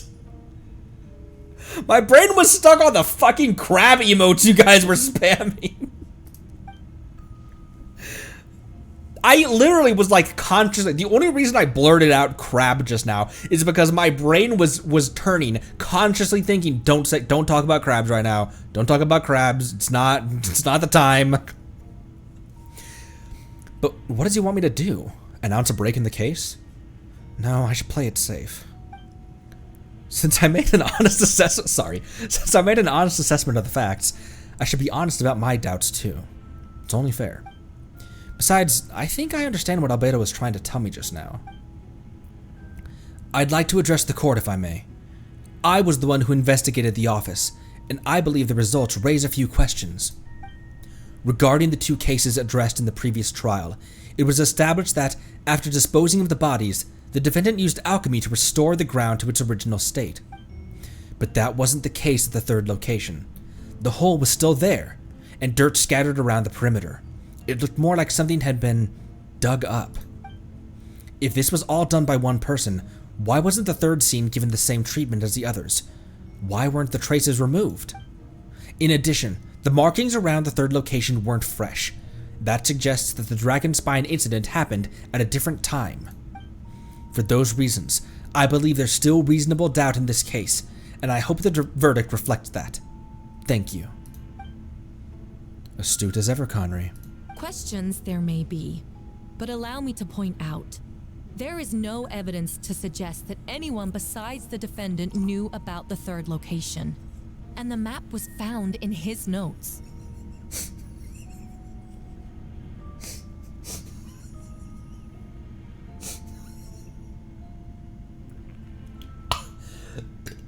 Excuse me. Almost had to spit out my tea, Luna. Thank you for that. There's no evidence. Map was found in his notes. That fact alone makes him the most plausible suspect. Unless Mr. Albedo suddenly plans to deny that the map belongs to him. Allow me to respond to Connery's point. If all I cared about was proving my innocence, I would indeed do as you described, Miss Hertha, and deny any connection to that map. But that is not what I intend to do. The map does belong to me, and I did hide things at those 3 locations. What? There were indeed bodies at each location, and I did kill and bury someone on Dragonspine. Ha! So you admit it. Let the record reflect that the defendant has confessed to his crimes. You're mistaken, Miss Hertha. The story doesn't end there.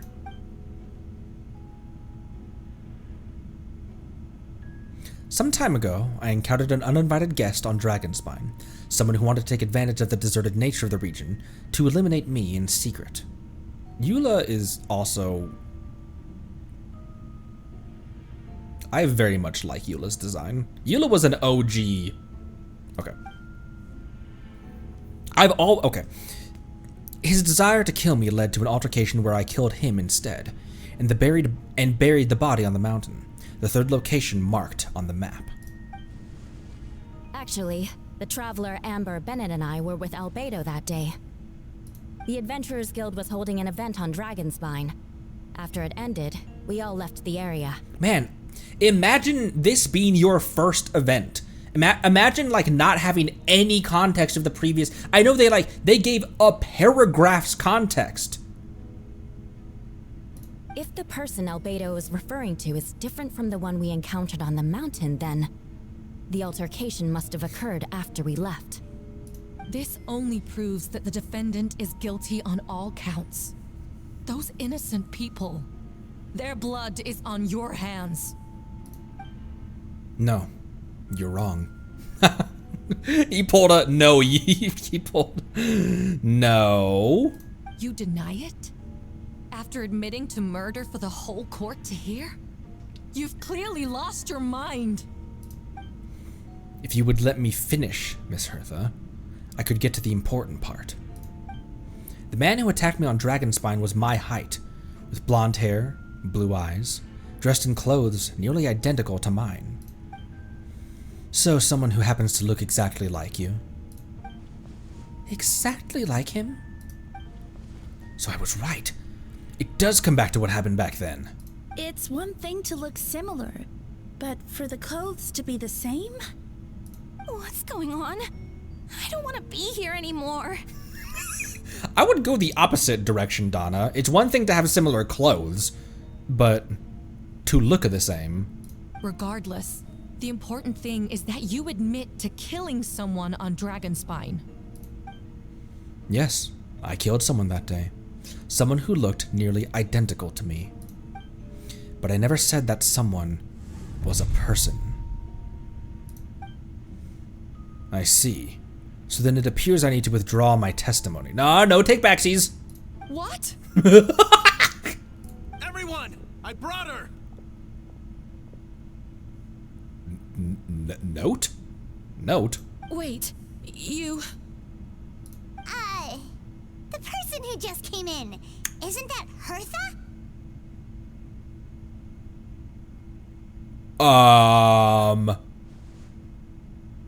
What's going on? Who are you? Why do you wear my face? Hello to you too. A calmer looking Hertha. House of the Hertha. Okay. As you can see, this is Hertha, the logistics captain of the Knights of Favonius. I see what's going on here. It's all been leading up to this, hasn't it? Your confession. It was all an elaborate stunt to set me up.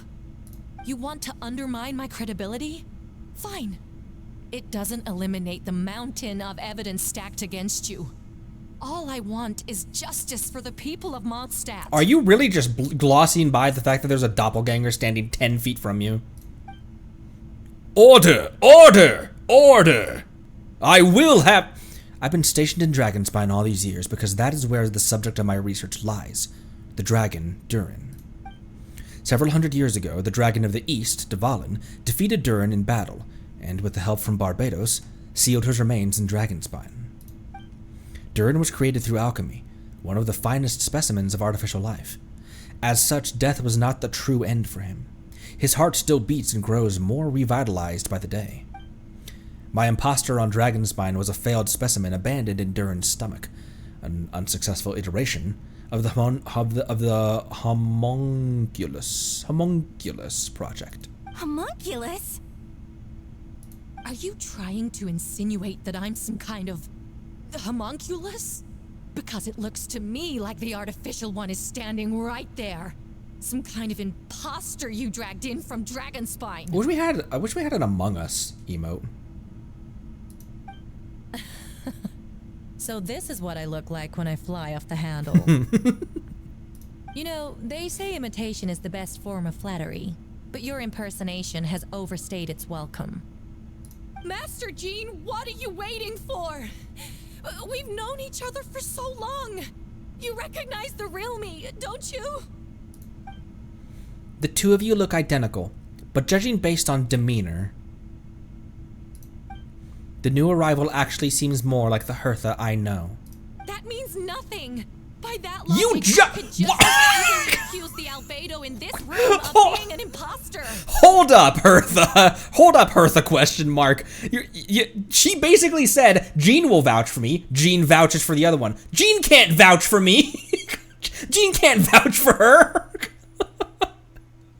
She literally threw the ball into Jean's court. Jean said, actually, that one seems more, and then she's like, well, that means nothing. How do we know he isn't the fake one? A cold-blooded killer who replaced the real Albedo long ago. Then, how about something only the real Hertha would know? The longest scar on my body. The knights who fought alongside me that day should remember where it is.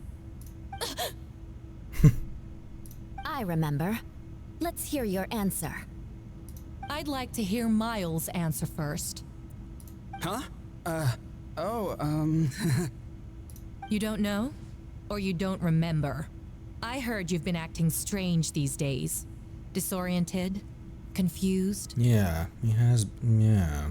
You were closer to me than anyone during that battle. And yet you don't remember a thing. Strange indeed. So this is his evil brother Kilometers. No, my head. It hurts. The scar is right here. I love these little, what would you call these little cutaway screens? Why the nerves? I can't imagine this comes as a surprise. Unless your informant in the Knights of Favonius failed to mention the scar on Hertha's left arm. Albedo has done a lot of research into beings like you. If you deny it, then show us your arm. No need to panic. You can just add it now. You excel at changing your appearance, don't you? Or should I say, all spawn of Durin's life force have that ability. A powerful life force, an appearance you can change at will. Yet, here you stand, formless one, paralyzed to act, because your word using that power could affect your accomplices. Accomplices? Then Miles must be one of them. There are others, too. Most of the beings under the influence of Durin's life force have gathered here, and yet their presence is what impedes her from taking action. Hang on. Oh, never mind, that was a spam call. My phone just lit up. Once you attempt to transform, all who surround you will be affected by your power. You can't control it, because in this network of living beings, you serve as the core. Making sure I didn't gloss over one, did I? Okay, no. Show us your arm. Ugh! Have it your way! Whoa! Come on, let's go!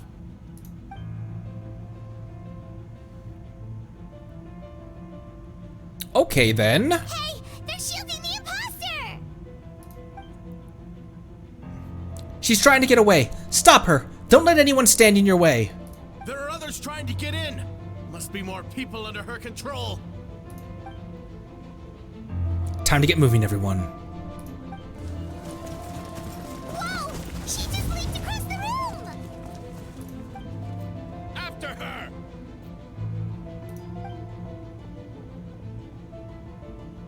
It's time.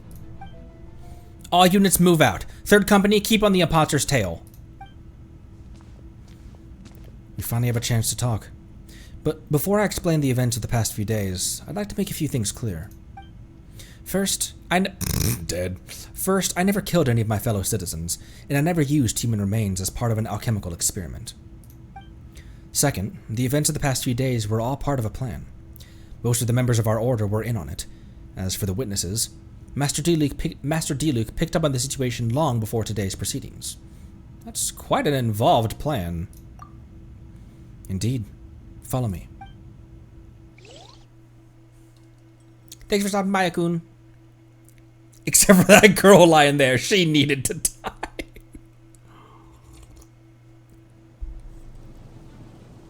Oh my gosh, there's slorms in here. What? How are there monsters in the city? They're all monsters from Dragonspine. An attack is imminent, but fear not. We've been preparing for this. We've been monitoring the resurgence of Durin's life force. Its festering nature agitated these monsters. We knew it was only a matter of time before they advanced on Mondstadt. And so, we made preparations for an inevitable battle. I was hoping you two could join me and provide assistance in the battle to come. Of course. Where's our first stop? The top of the city wall.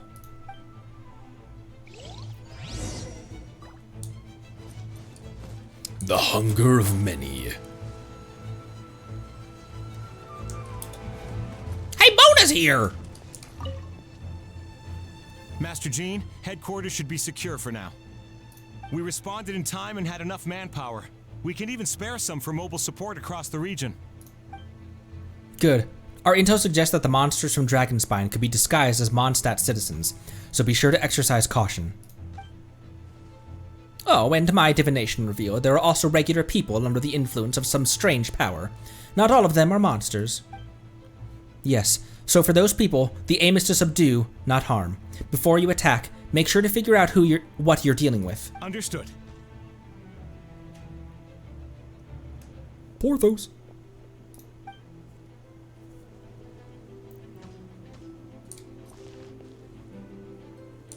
Go everywhere except this direction. So you, this 149, that where last. That one last. All right, can do. Ah, perfect timing, Connery. I was hoping the three of you could form a mobile unit to help respond to the various threats in the area. It's been a while, Connery. I'm also here to help. Jean and I are going to remain here to monitor the situation. We'll leave the other locations to you. Don't worry, my scry glass doesn't show the slightest chance of failure. Victory will be ours.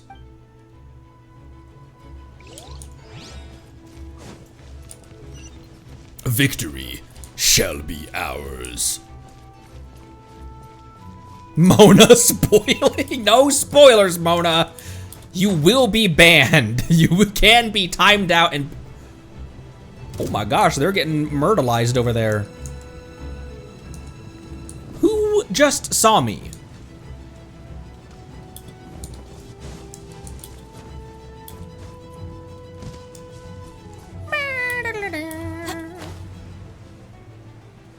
Hey, Lisa and Razor.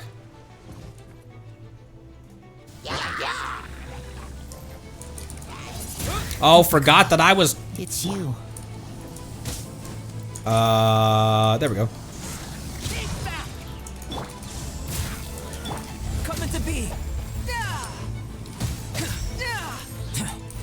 Burst forth. What do you use the flower for?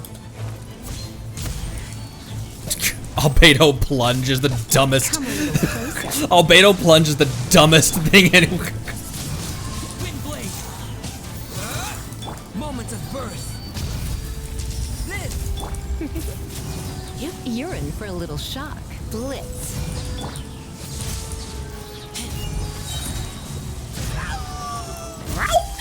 Me when Dia. Ha ha ha ha ha! I made joke. Joke has been made. There is no way that is that literally what you're supposed to use that for is plunging attacks. There's no way that. Phew! It's been a while since I unleashed my lightning during Windblume. It happened a lot before? Voice Razor! Unleashing lightning on people? No, no. Once in a while, maybe. It sure feels good to let loose, though. My old professor even wrote to me about that a few days ago. Of course, I made sure to emphasize that I always treat others with kindness. It's only natural for a student to inherit their teacher's ways, after all, and mine was a gentle old man from the Spantamad school. So, you see, this time I only used gentle methods of electrocution. So gentle, even Jean would have no reason to intervene. Huh. Gentle electrocution. Don't give me any ideas, Lisa. It's like, I can use my electric powers more often, can't I? You seem to be in good spirits, Miss Lisa. Ah, well, it's a good time. It's good to move about every once in a while. I forgot Lisa's voice, too. Huh. Gentle electrocution. No. It's good to move every once in a while. Yeah, man. I thought this was a body. 'Twas not. Okay, so the furthest one away, that one is our last objective.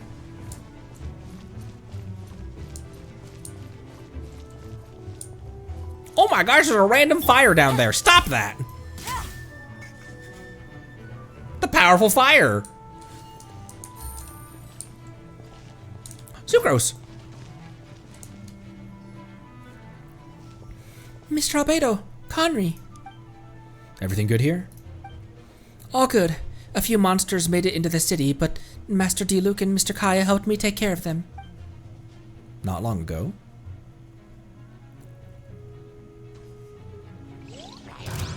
Ooh. Animal test 6301.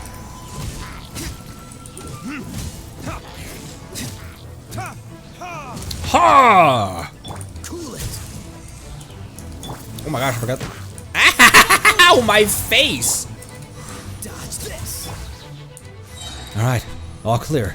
We should check the. Oh, so sorry. Verdict is.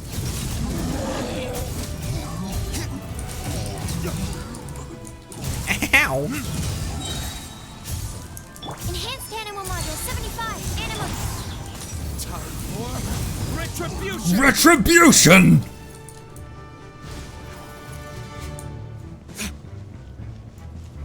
Oh, out there? Where are all these monsters coming These from? monsters! The sword hand is cramping. Wait, I think that's Captain Kaya's voice. Maybe he's coming to help. Just hang in there. Haven't played Diluc in a long time.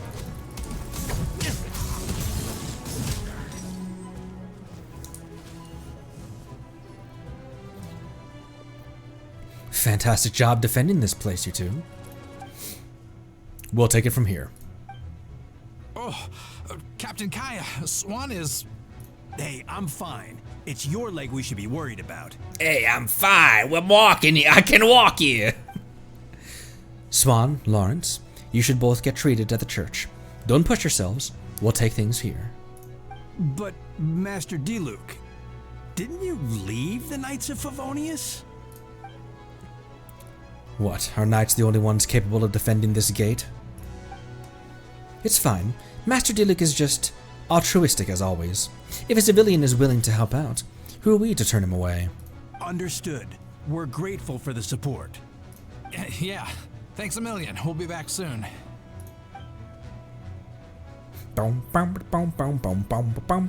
Have some spare time right now, so I was planning to make some potions to help the people fighting. A sound plan. Remember to be careful. I know it's unlikely, but if you encounter a situation you can't handle, retreat to somewhere safe. Don't worry about the front line.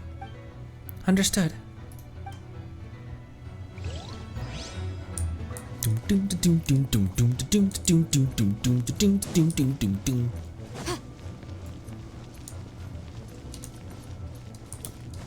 The fish!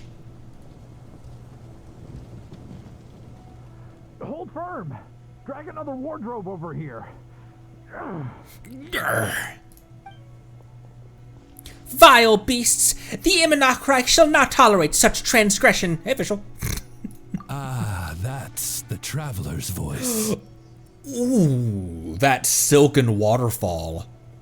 Damn, Oz's voice. You arrive at a most opportune time, vassal. Sword at the ready. Coming to be. With the wind!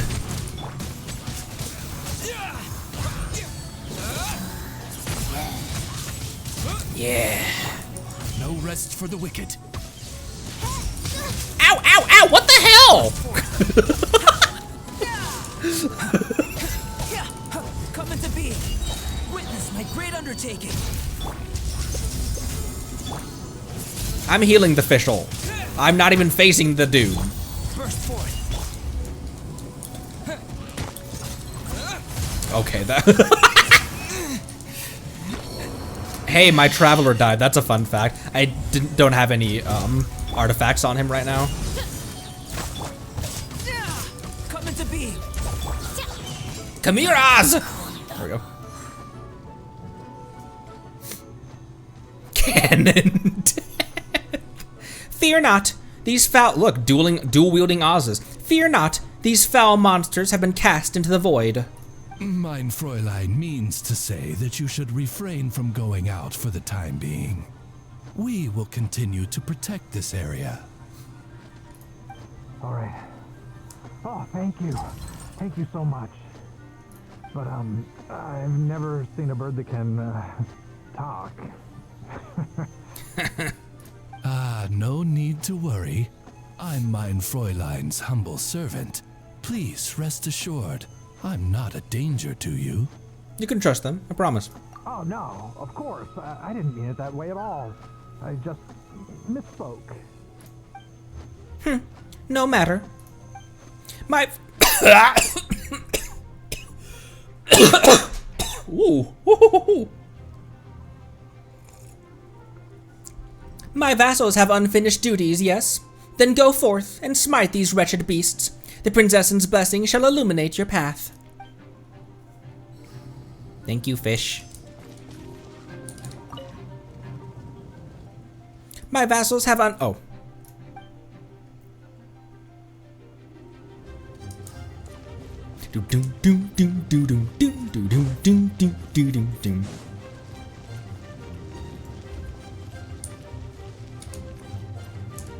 Bring it. Oh, I exited that too soon.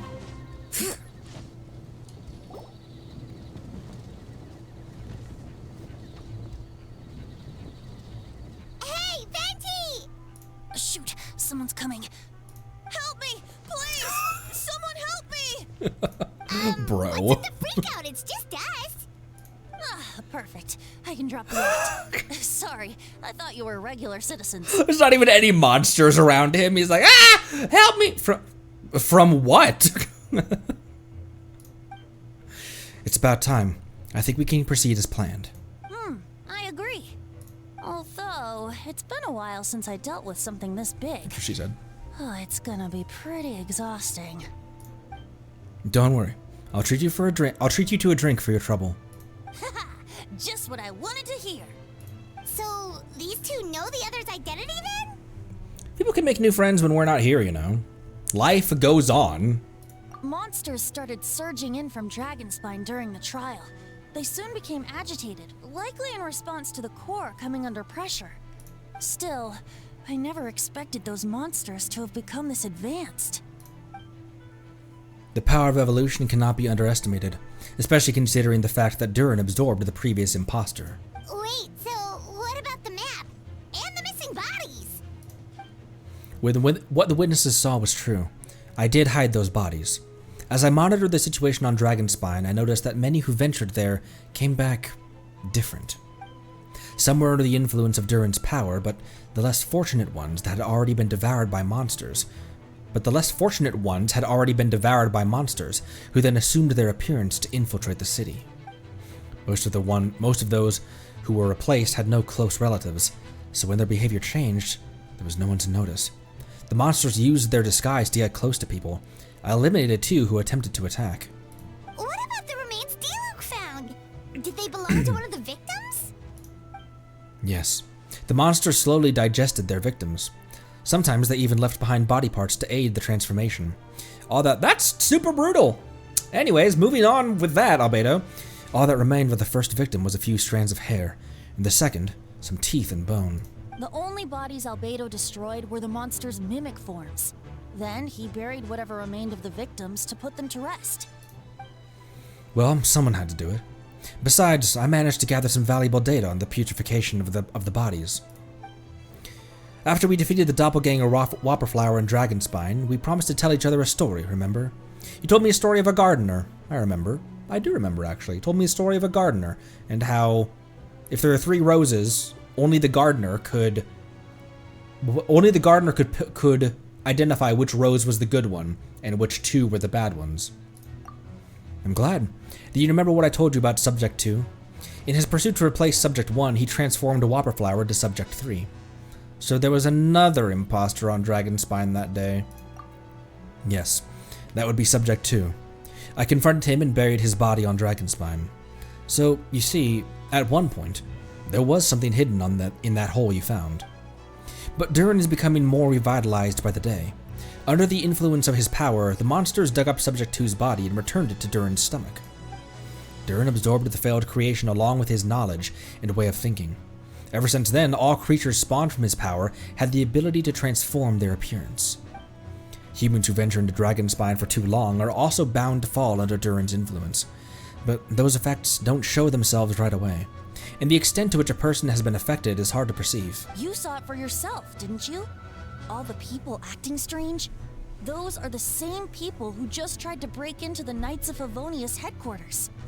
Durin's power remained dormant within them until, finally, it surged to the surface and seized control. And that was also our goal. If we could force a situation where the imposter had no choice but to unleash the power, all those under its influence would become violent, and thus, we would know who was affected. Wait, so what do we do? We can't go around hurting innocent people. Sure we do. We've done that before. Not everyone in the Tanit was a horrible person. We killed Alligator Man for no reason. That's why I'm here. It would make me look bad if I just lazed around after promising to help. We will use the power of Animo to... Oh, I'm also we will use the power of Albedo. We'll use the power of Animo to restrain them for now. That should give the Knights the chance to subdue them without harm. A specialized team will deal with them later. Alright, that's the long and short of the situation. It's time to activate that thing, right? Yes. So, if there are little secrets other people shouldn't know, my identity, for example, keep it to yourself, okay? What's your identity? What's he talking about? I don't know. Anyways, maybe it's something we'll find out later. Alright, this should do it.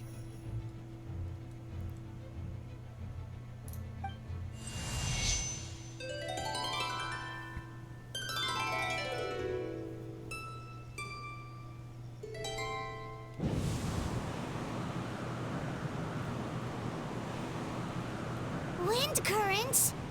Paimon's never seen this many. There should now be wind currents across the whole city. Everyone, can you hear me? Loud and clear. All units, what's your status? All good. We have enough manpower to provide support. Requesting assistance at the side gate. Heading over now. Whoa! It's long-distance wind communication! How is that even possible? You ever realized how much the wind can carry your voice, Paimon? It's all thanks to Lord Barbados. With his blessing, we will succeed in defending our city. Actually, if you face away from the current and whisper like this, no one can hear you. No wonder you're crouching down there like you have something to hide. You didn't have to broadcast that. Huh? That voice. Venti? Is that you? Oops. Oh, you know, just a wandering bard calling for help. Thank goodness the Traveler, Paimon, and Albedo found me. Got me out of a tough spot. Right. Now that you're okay, we should check on the status of the other areas. Thanks, friend. May the Animo Archon protect you. Will he?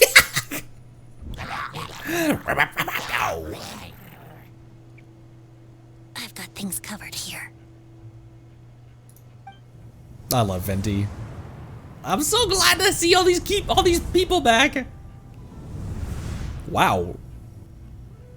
These transitions that they're pulling out.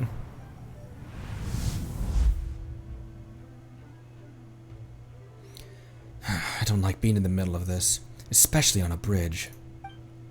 Oh, look who it is.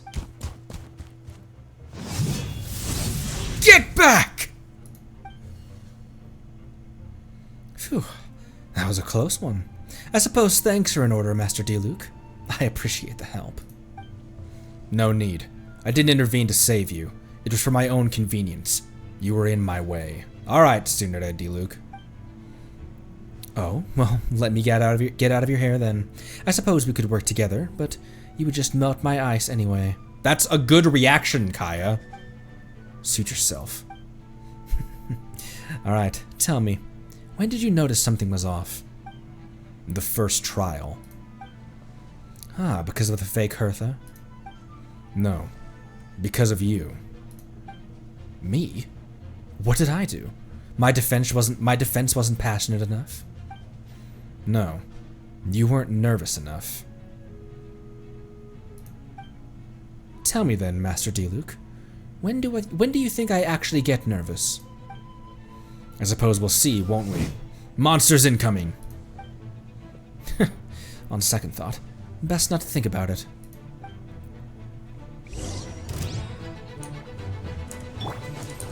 Frostbite. What if they want to get frostbite? Have you ever considered that, Kaya? In all these voice lines we've had with you, have you ever considered that maybe they want frostbite? It could happen.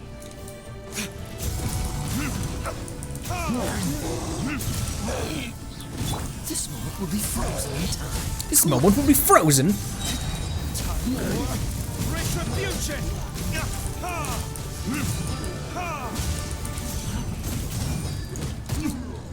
Sometimes it sounds like he's going caw. Get it? Because he throws a bird out. Here, take some of that. Bird. Ow! I thought I'd dodge out of the second one.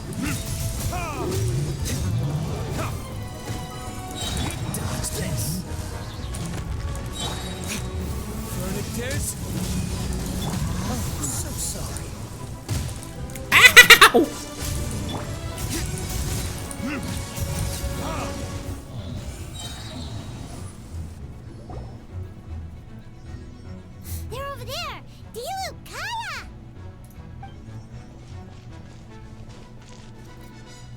If showing random monsters your bird. Do I what? Stop! What are you talking about? If you had time to make it out here, I'm guessing the other areas are secure. What? We can't be here because we care? Maybe this was just the closest spot to the city gate. Maintaining control over the main roads means containing control over the battle as a whole. You made the right choice. So what's the status over here? All under control. Don't worry. My trusty civilian volunteer and I have this area covered. I think you mean the man who held the title of cavalry captain before you. We don't have to bring that up. Well, keep up the good work. We'll go check on the status of the other locations. Good luck. Oh, and I wanted to thank you for what you said in court. If I'm not mistaken, you were on my side by the end. Believe me, he's had his suspicions since the first trial. I suppose it just didn't feel right to behave that someone. Oh my gosh! I suppose it just didn't feel right to believe that someone who helped me in the past could be a cold-blooded killer. Aw, that's so sweet. Thank you for trusting me and choosing to fight alongside us. As for you, Kaya, good work as always. We'll see you soon.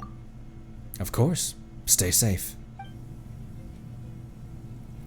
My Kaya impression and Albedo impression often bleed into one another.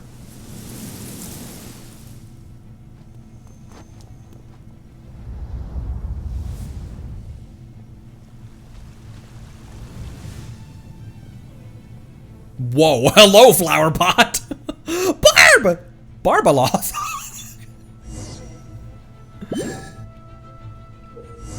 Get close to the injured Knights of Favonius and use Barba's elemental skill to heal them. Let's dance. They're like, no, I'm not in the mood for dancing right now, really.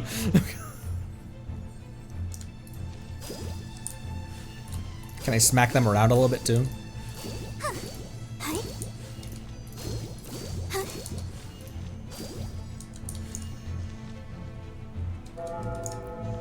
Give me a sec, Genshin.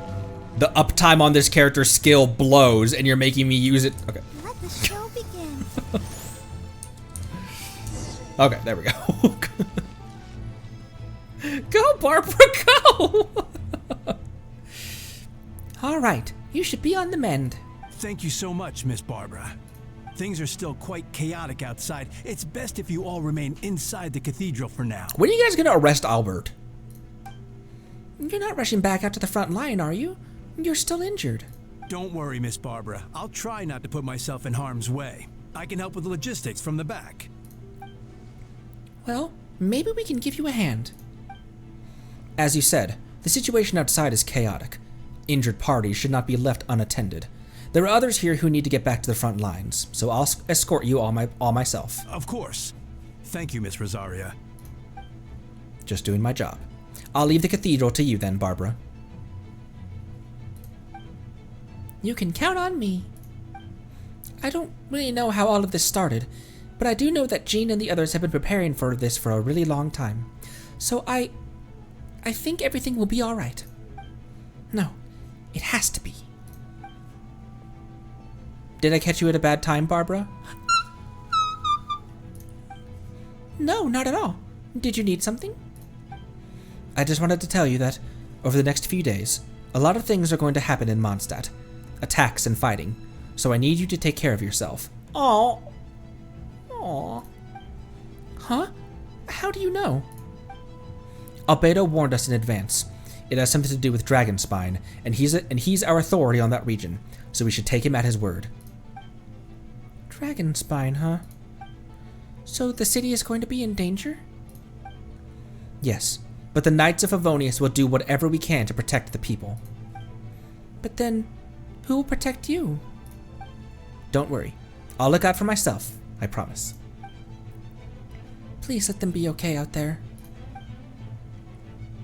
Sister Barbara, I don't remember Grace's voice. Could you lend me a hand? Ah, of course. Coming.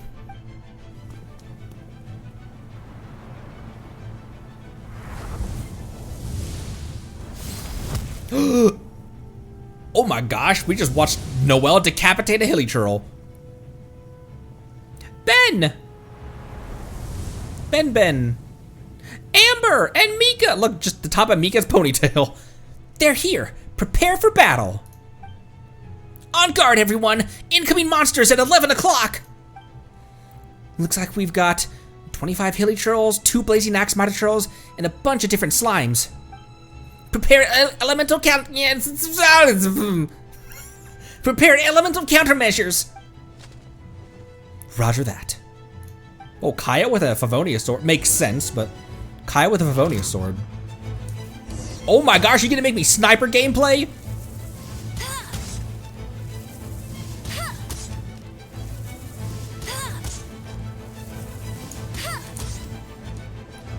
Like how I'm not taking advantage of the fact that I have a wall right. I have a wall right here.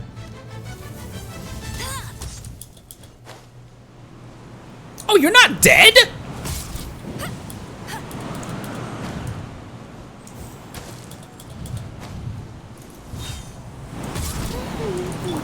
Final warning.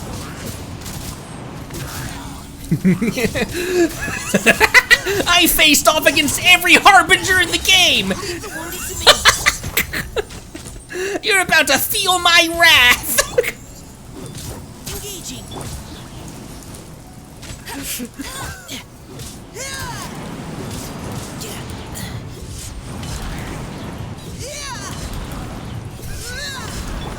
No one escapes my sights.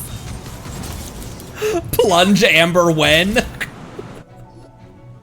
All units are now in position. Hertha! Ah, jeez, Your voice scared me just now. Budget chow! This Mika's done time. He's soloed Senora. He's soloed child. He's soloed. What? Still caught up in the impostor incident? Oh my gosh. I thought you knew about the plan.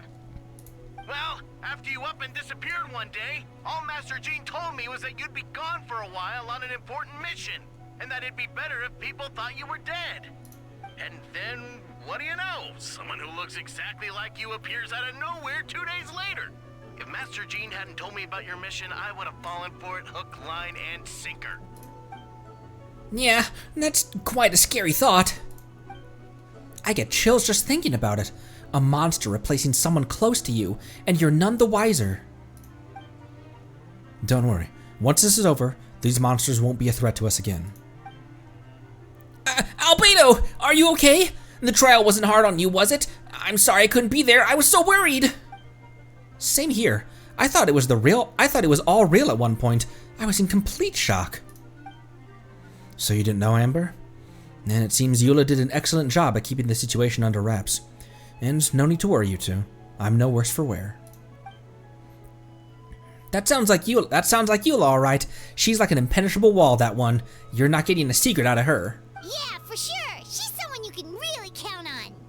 Wait, so how did you decide Hertha should disappear again?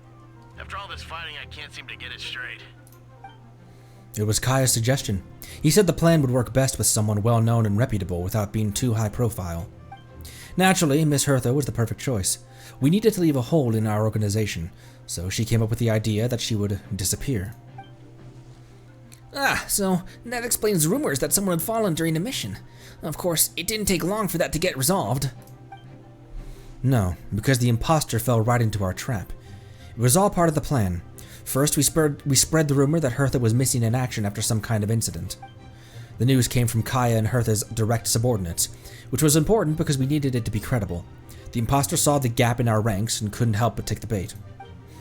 It didn't take long for the fake Hertha to appear on the night's patrol route, claiming to have survived her mission. When did that happen? Over 6 months ago. Whoa, so this has been a long time in the making. Well, damn. Yes, and our enemy was more meticulous than we expected. Monsters have been searching for Hertha's body in order to protect the monster's identity. In order to protect the impostor's identity, which is a more advanced way of thinking than Subject 2. So we had to wait long enough to convince the fake Hertha that she had our trust. Furthermore, we needed to give her time to gather evidence against me, and to convince herself she had enough to strike. But how did the Knight's internal information even reach Durin and his monsters? There's an informant among our ranks. There, you could say there's an informant among our ranks. Don't worry. Barbados already tracked her down. She doesn't have his blessing, so she can't hear what we're talking about right now. Honestly, this whole situation almost gave Paimon a heart attack. All those awful accusations in the first trial, and you couldn't even defend yourself! It was to be expected. I couldn't just reveal the truth. It had to be at the right moment, or it would have given the impostor even more fuel to use against me. She would have demanded to know how I knew about Dragonspine and the monsters in disguise, and if my true identity got out, the public's trust in me would be gone. It was a trap, you see. Argue back and expose my origins, or keep my mouth shut and be seen as a murderer.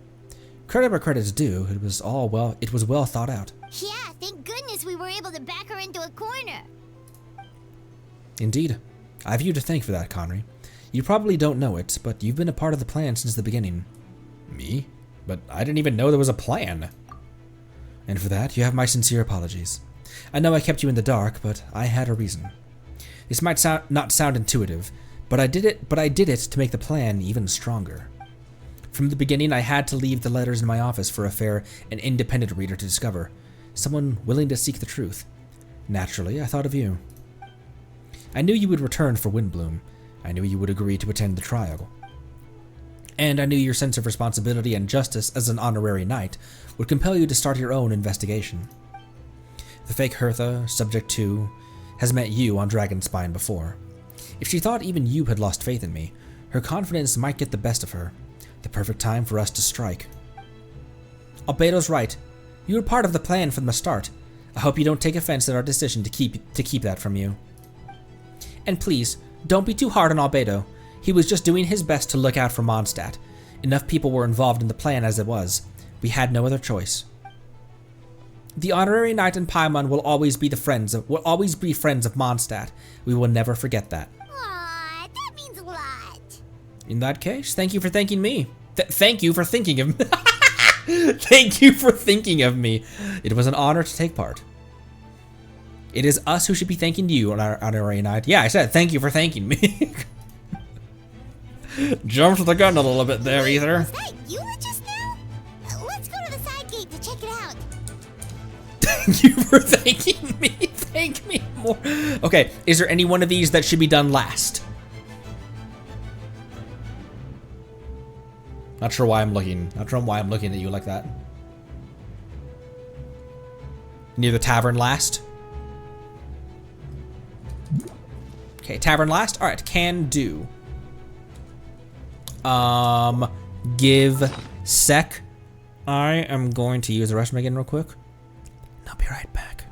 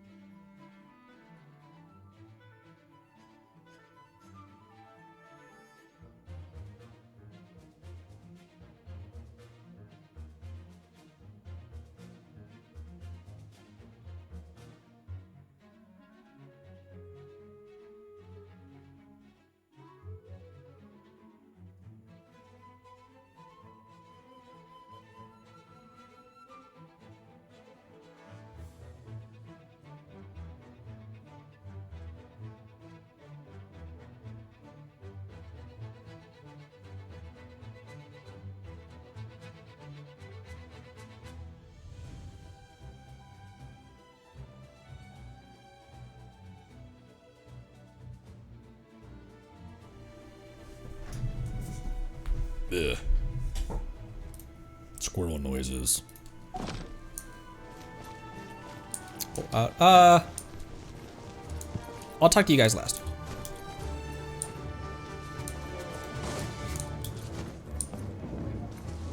Oh, Diona!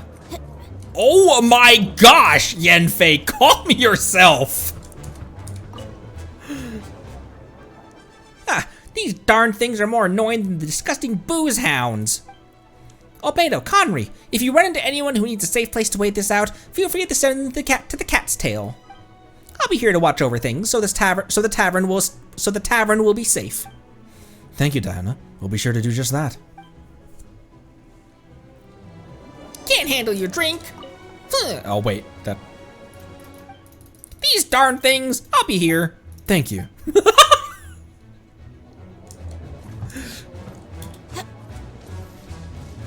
Deer doesn't know how to climb. I mean, have you ever seen a deer climb a wall?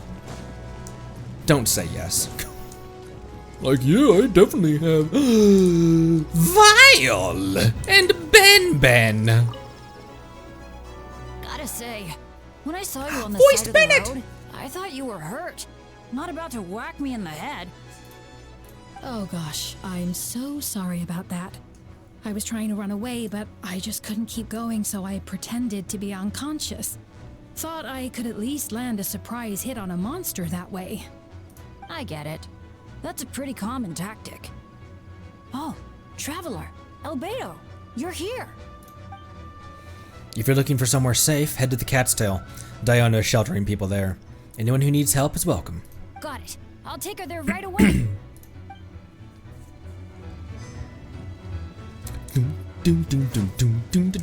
Oh, there's one more up here as well. As whales. There's whales up here. Here be dragons.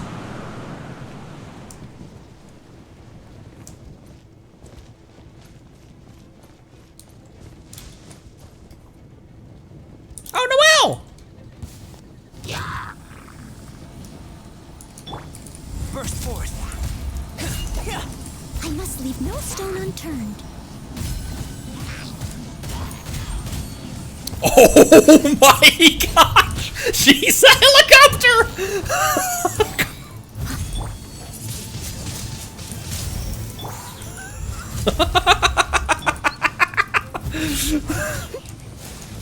Is that really what you use this thing for? Are you for real? Look. Feel this ancient power. Time to clean up.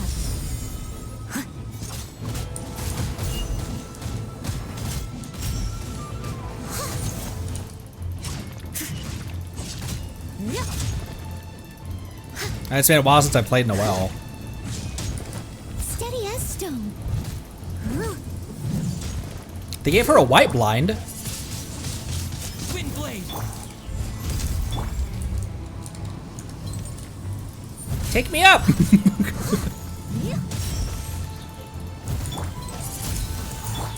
Coming to be. I must leave no stone unturned. I'll catch up.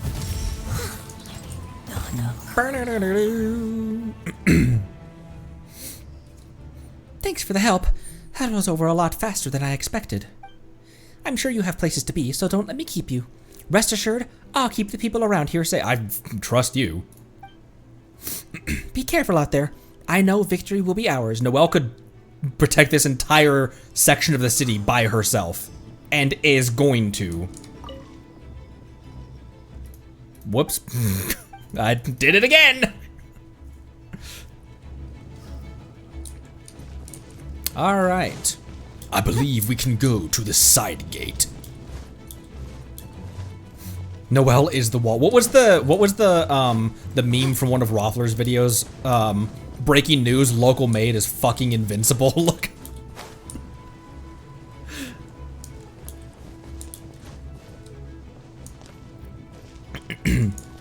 Oh, I can visit the Cat's Tail to see Bennett there? Ben!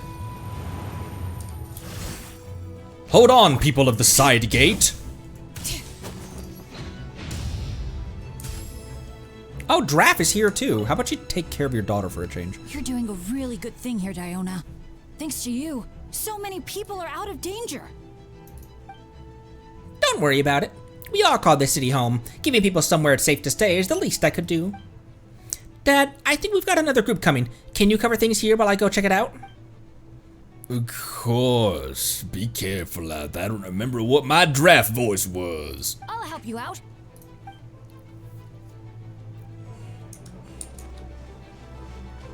Alright. Oh, hey, Suko. I step outside the courtroom, and this is the first thing I see. I'm not sure how much more I can take. I'm not brave enough. Huh. I think you should give yourself more credit. You were brave enough to sit through the trial despite the nature of the allegations. That takes strength.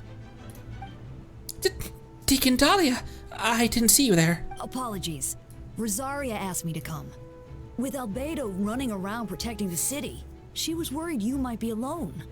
At a time like this, 2 is much better than 1. So let me help. Oh, thank you. I didn't think Miss Rosaria even remembered me. Of course she does. She spent all that time monitoring Albedo. It's only natural that she remembers his most dedicated student. Oh yeah, so after all this, I doubt Mr. Albedo's identity will be a secret, huh? Not to the higher-ups, at least. As far as I know, he shared that information with close members of his order long before these events. Huh? Perhaps I spoke too soon. You do scare easily. Ah, sorry. I just guess I didn't expect Mr. Albedo to just reveal it like that. I'm sure he felt the time was right. Besides, you know the truth, I know the truth. It doesn't change anything, right? When Mr. Albedo told me in the library a few days ago, I was pretty shocked. But more than that, I was amazed. Not afraid? No, not afraid.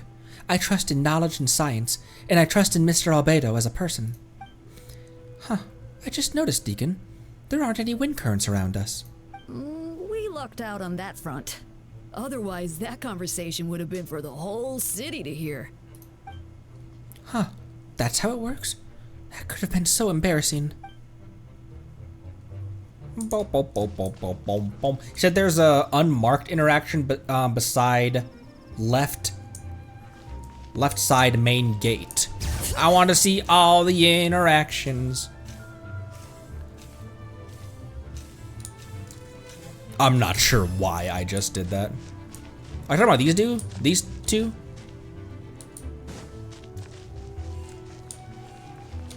On the inside. I've got a man on the inside. Oh, hey. Talking about these dudes? Well, these are just bros, actually. Oh, I hear someone helping help me.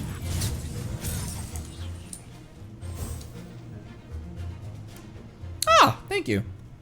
Head to the Cat's Tail. You'll be safe there, especially with Miss Diona to watch over things. You can stay there until all of this is over. Really? Okay, I'll head over right away.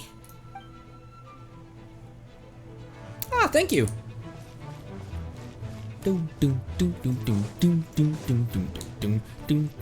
These were left over from the previous thing, right? Gentle electrocution. Yes. It's good to move it, move it.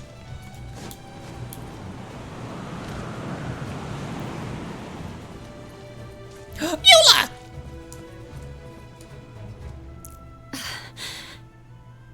It's all my fault. I knew Clea was fast, but disappearing like this? I only lost sight of her for 1 second. How am I going to explain this to Albedo? We haven't. What's the code name for a missing nuclear warhead? Broken Arrow. It happens so frequently that they have a code name for it. Explain what? Albedo, Traveler, Paimon. What brings you here? We're providing mobile support across the region. Was there something you needed to explain? You can tell me anything. Hope you know that. Yeah, plus we kinda already heard what you said, so... Just tell us. There's nothing to be afraid of. Clea, she disappeared right under my nose. I'm sorry. I'm doing all I can to find her. I see. And please don't beat yourself up. Clea is... Wait! Something's coming this way, and it doesn't look pretty! Alright, fighting first, conversation later.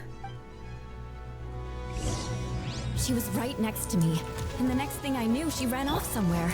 I swear I only lost sight of her. Ow! I thought I dodged out of that! What the balls? More speed, crush! With the wind! Beg for mercy. Shudder! I thought she said shut up. I see what you mean. She is not to be underestimated. Freeze to the core. I love that burst animation. Eula's is one of my favorite burst animations. It's so nice.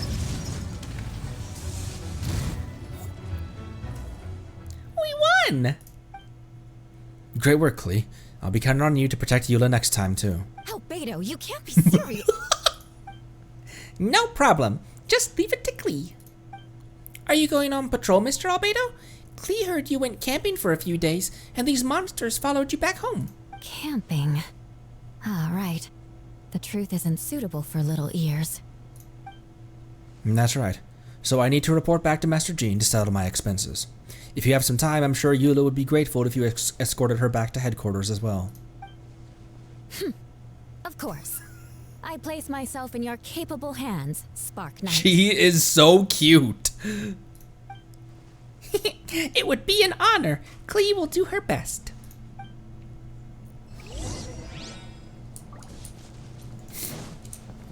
Her ears are bigger than yours. Imagine invoking the wrath of the Hexen Circle. I call that a Tuesday. Hello, Yenfei. Come on, deer legs. He says, climbing with Yenfei when there's a Shilonen in his team.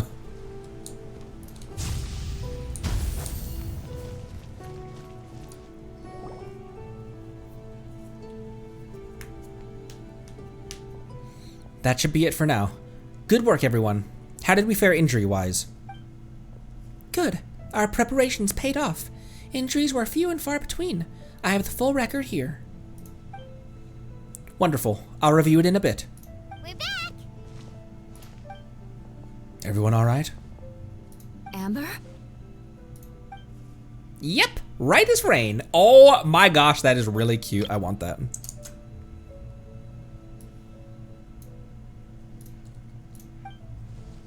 We're back! Klee kept Miss Eula safe the whole way.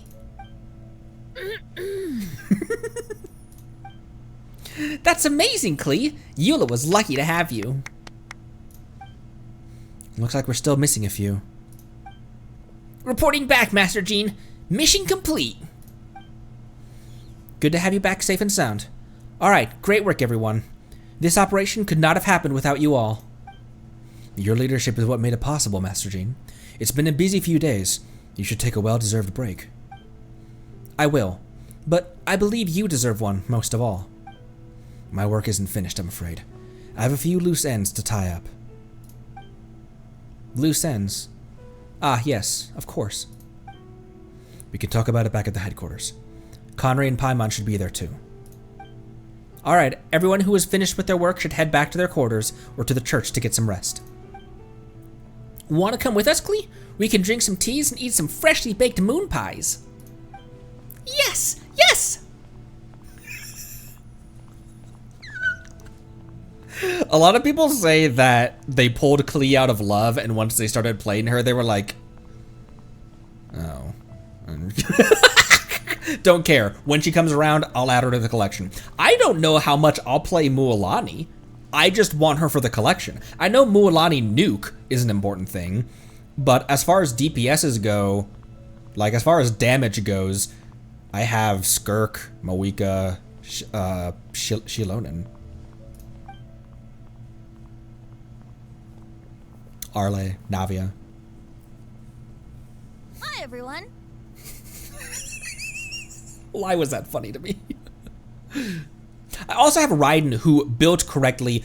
She's been maybe not power crept into oblivion, but Raiden can still be a competent character, but she has to be built very, very well. Where I feel like Varissa is easier to build for big numbers. Maybe not, I don't know. Varissa's entire, Varissa's abilities just seem maybe not easier to use, because Raiden's are still pretty brainless, but... Venti, thank you for everything. I know there were difficult moments along the way. Oh, well, wait. Does that mean you saw me running for my life? No. Apologies. Just forget I said anything. Just kidding. But you're right. It was tough out there. I almost lost my hat to the wind several times. Yeah, that... Funny. Funny how that is, Venti. Funny. Funny how that is. Almost losing clothing items because of a random wind gust. Funny how... Navia chose the hat. Any notable information on the wind? Of course. I was out on the city wall for quite some time. I heard all sorts of things. As for something notable, well, I picked up on anxious voices and a child's anger. Durin has been isolated for centuries, but absorbing Subject 2's emotions allowed him to understand certain truths about this world and his existence, including the fact that he's no longer Mother's only child. Or her most perfect creation. It's obvious he found the fact difficult to accept. The emotions he felt in response were quite genuine and, dare I say, human.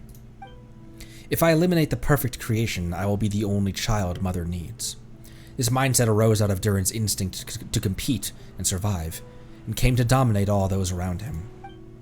Of course, the absorption of Subject 2's knowledge allowed him to take a more intelligent approach, accusing me of murder. In the end, however, Durin still lacks sufficient social intelligence. The fact that his army even got this far is a miracle. Oh, no wonder Venti sensed a child's anger through the wind. That same feeling. It's close.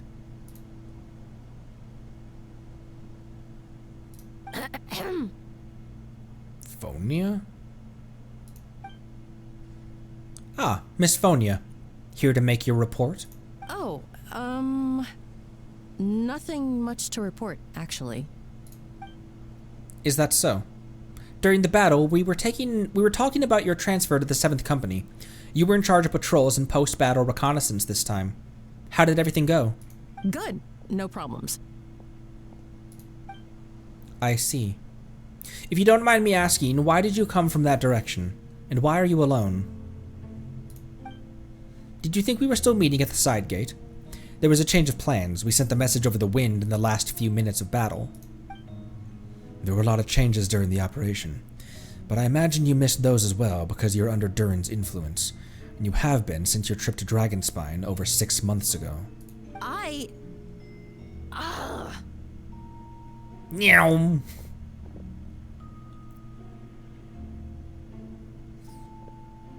Don't think you can run from this. Don't move.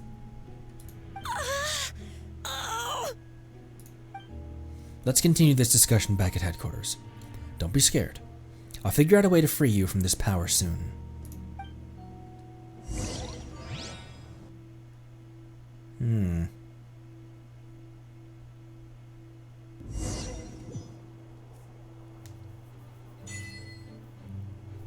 Restless as a child. That's just me.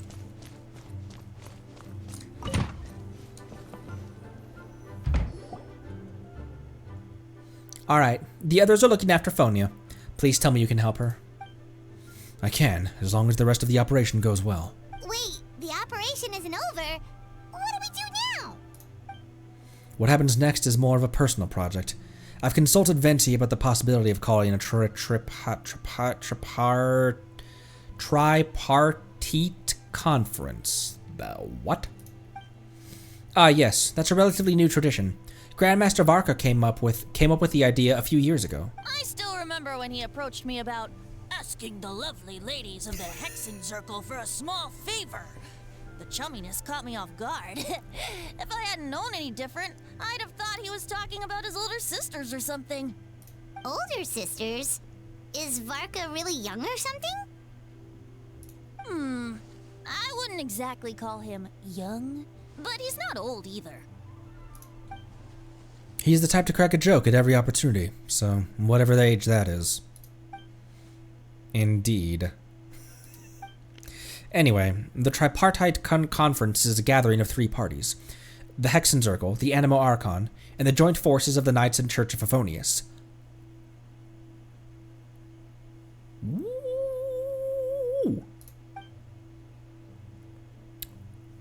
Oh, look at this! I want.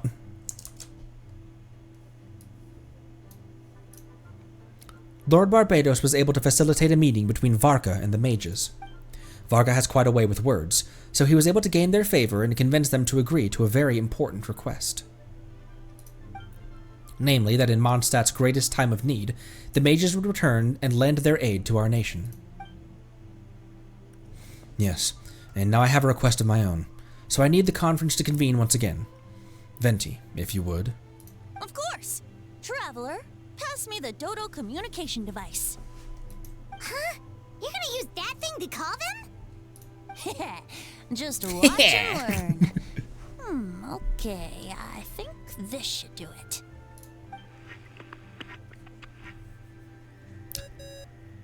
Beep, beep.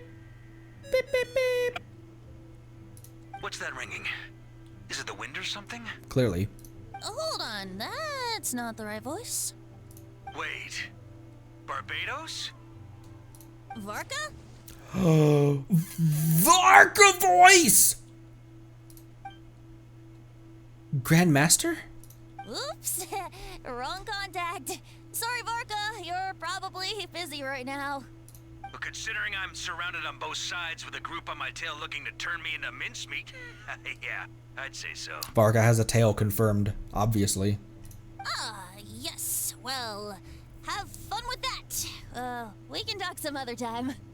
All right, pass along my regards. Oh, and I still owe you for those drinks, don't I? Just take it from my stash. I keep it in...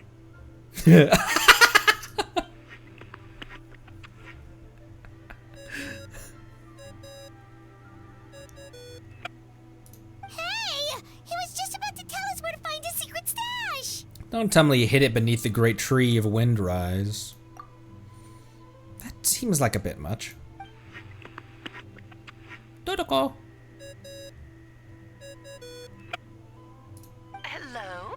Who is this? Greetings, Miss Alice. It's Venti. Venti? Nope, it doesn't ring a bell. You're really gonna tease me like this? Fine. It's Barbados. Apologies, just a bit of fun. What can I do for you, dear Barbados? Oh, I really like her voice already. You still remember the tripartite conference, right? I'm calling on behalf of a friend. He's asking for a meeting. Oh? And which brave soul is it this time? It's me, Aunt Alice. Albedo, captain of the Knights of Favonius investigation team, requests a formal meeting with the Hexen Circle. And what is your wish, dear Albedo? I want to accomplish something unprecedented. How unprecedented? Something even your mother Rhine-daughter never accomplished? In terms of technique, no. But in terms of location and materials, yes. Okay, that makes no sense. Neither do I. You've piqued my interest. I'll be right there. Be right where? Here? As in this office? Hello again, everyone. What the f-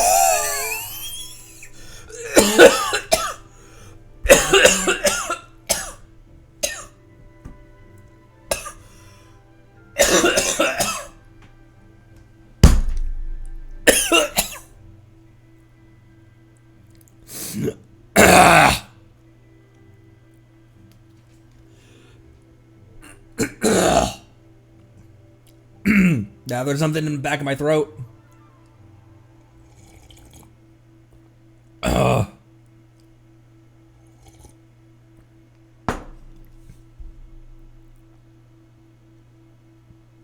Hello, ma'am. I want to see what she really looks like. Hello, Aunt Alice. I see you've turned yourself into a giant Dodoko. This is a perfectly normal sentence to say. Darling, isn't it? It even has its own hat. Wow, the attention to detail. Pleasure to see you all again. It's been a while. On behalf of the Hexen Circle, I hereby grant Albedo's request. I'm guessing you still need to prepare. Take your time. Just come find me at the long table when you're ready. She was scratching her chin in thought with her tail. Aw, that's nice of you. I suppose it's just my nature, darling. Oh my gosh, I love her already so much. Thank you, Aunt Alice. Before we set out, there's someone you need to meet. Head to my office. He's waiting for you there.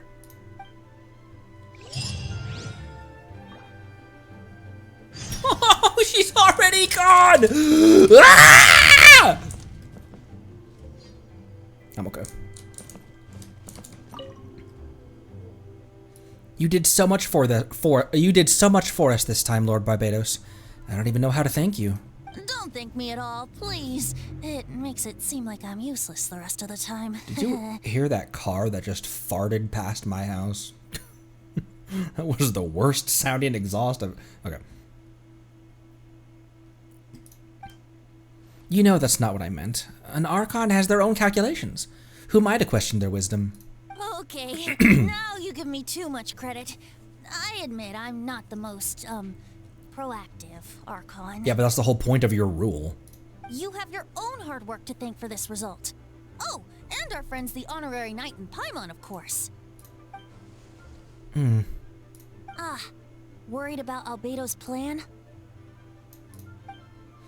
I can't help it. I have full confidence in his abilities. It's just an instinctual response. But in the end, if he sets his mind to something, I know he will succeed. I trust him. That's good to hear.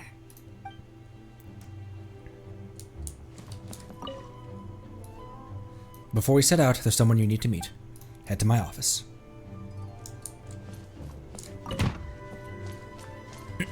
Sorry about your ears. Oh my gosh, being able to just stand right here is...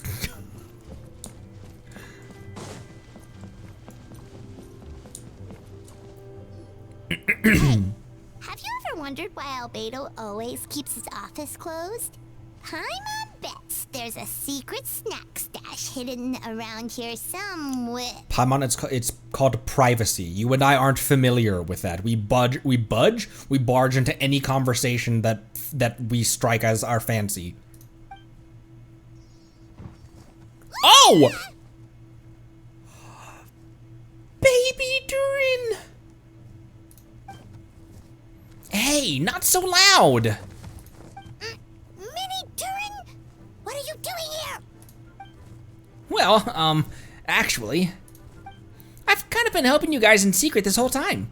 I tried tapping Paimon on the shoulder during battle, but you floated away too fast. You were there? Yeah, I've been in Mondstadt for a few days now, but I've kept myself out of sight. I thought people might be scared of me. Oh, don't worry. We aren't scared of you. Thanks. So, what brings you here? Oh, is it Windblume? There are a ton of fun games this time of year. I did sneak off to the festival for a bit. Even though I couldn't play the games because of all the people, I still had a lot of fun. But that's not why I'm here. Albedo and I made a promise to accomplish something great together. What do you mean? I'm gonna replace the Durin on Dragonspine. I'm gonna be the one who is revived and brought into this world.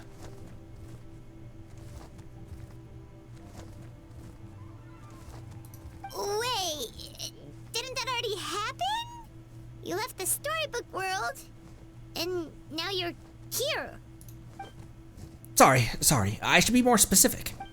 Albedo said he can use alchemy to turn me into a human. What? Human transmutation.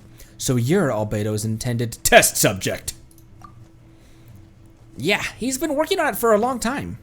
And that's what you want, Mini Durin? To become human? Detroit to become human? I don't know if want is the right word. I don't even know if there's a right answer in a situation like this. But I do know this. I have just as much of a right to this name. I don't want to lose to the other Durin. Becoming human isn't as simple as just changing form. I know. Albedo talked to me about that. He said the Durin on Dragonspine is a lot more aggressive and primitive, almost like a beast. But Mom created me in a storybook. The pure parts of me can balance out the evil parts of him. If I'm honest, I don't know what that will look like if I can still be me once I become one with that part of him. Maybe, without a complete soul, there was never really a me to begin with. Albedo said these kinds of questions are normal. We're all just trying to figure out who we are. But I'm not afraid of change. I want my life to have meaning, and suppressing an evil dragon, becoming human, both sound pretty meaningful to me. So don't worry, no one's forcing me to make this choice. Well, turning you into a human sounds like a huge project. Yeah, I'm really grateful to him. We're kind of in the same boat, you know? Albedo told me he's the Kryta Prince, a synthetic human. And if this works, I'll be one too. We'll be the only two of our kind in the whole world, alchemical creations allowed to live in human form. If all living things are grouped together by species, then there's only one other person like me in this world. I guess that makes us family. Definitely. You've just gotta trust one another. Actually, while we're on the subject, does your friend Hack know about this? Yeah, I told him I was coming here to fulfill this, duty. He didn't try to stop me, he just told me to get a move on then. He didn't say it outright, but I think he supports my decision. Maybe he even thinks it's a good idea to go through with this. I'm a little scared, of course, but excited too. Anyway, I'm really glad I got to talk to you at a time like this. I feel a lot better now, so thanks.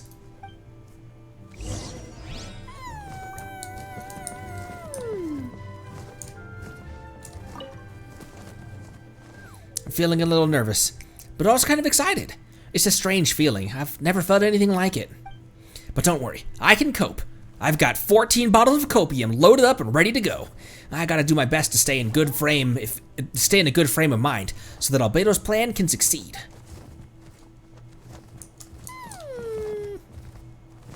Mini Durin.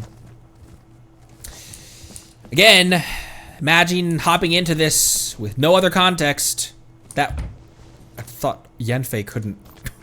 I thought Yanfei couldn't get out of there for a second.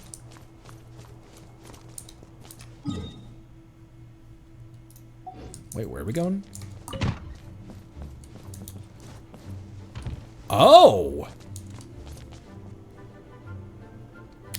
Ah!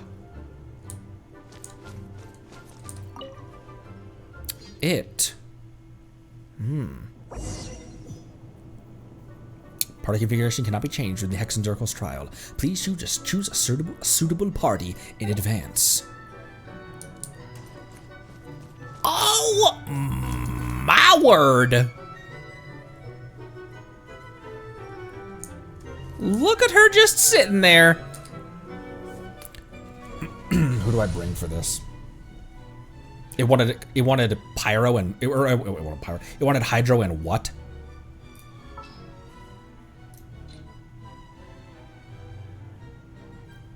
Cryo. I don't have very many good cryo characters.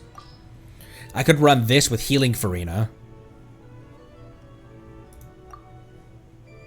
The only reason because healing Farina is because there's no shielder in this team, and with Farina in damage mode, it brings everyone down to like half health with no shielder.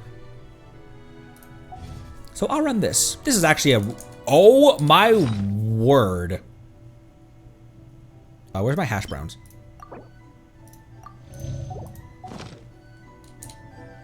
Look at her, she's so cute. Oh my gosh. I want a plushie of this immediately.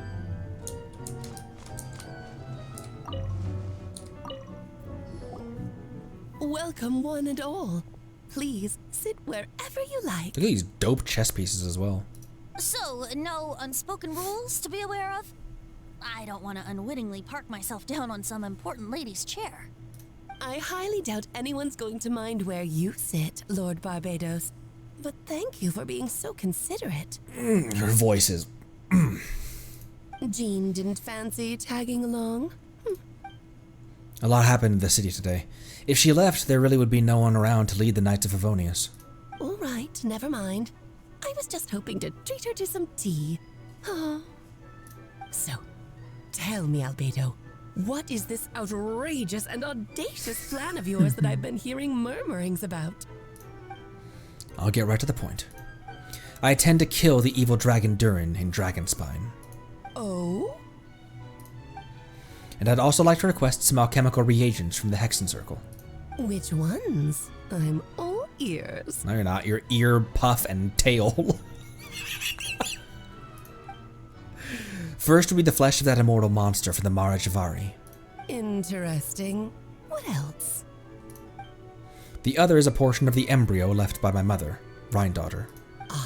The raw material from which she created her monsters in the past. There's not much of it left. Dragon blood, monster flesh, and embryo. Sounds to me like a formula for creating life. Correct. Durin's heart has continued to beat ever since the day he died. That means it's just a matter of time before he eventually returns. It could be centuries away or millennia, but the day will come. I've spent years investigating in Dragonspine, so I'm well aware of the danger he poses. He already posed a considerable threat to Mondstadt at less than half of his original strength. There's no telling how dire the consequences could be if he ever gained his full life force. Hence, if we want to be free of the dangers posed by his blood and limitless vitality, we must find a way to eliminate Durin entirely. Unfortunately, Durin is a special entity. Even after death, he could reawaken at any moment. So, the solution is to kill him, and then resurrect him in a different form. Upon resurrection, he will no longer be the creature he once was. In fact, he will no longer be a monster at all, because I intend to transform him into a human-like being. During the summer, Klee and I visited a fairy tale world called Simulanka. It was created by mages from the Hexen Circle, so I'm sure you know of it.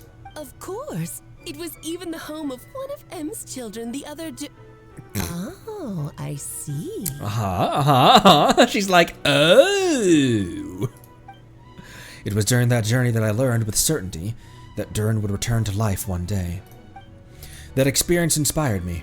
I met the pure soul M had created, and I knew if I wanted to change Durin's fate, he could be the key. To that end, I devised an alchemical model for the transmutation. The soul will come from the fairy tale dragon of Simulanka, the blood from the original dragon's heart. And the monster remnants from the Mara Javari and the embryo mother left behind will form the flesh. The corrosive nature of the dragon venom and the heightened vitality of the monster remnants will offset each other, keeping the constructed body in perfect balance. A powerful side effect can be triggered when the festering forces and life energy collide. In an alchemical setting, the results are sure to be nothing short of astounding. The glint in your eye when you talk about these ideas. You really are your mother's child. I like her just like squishing there as her idle animation. Alice!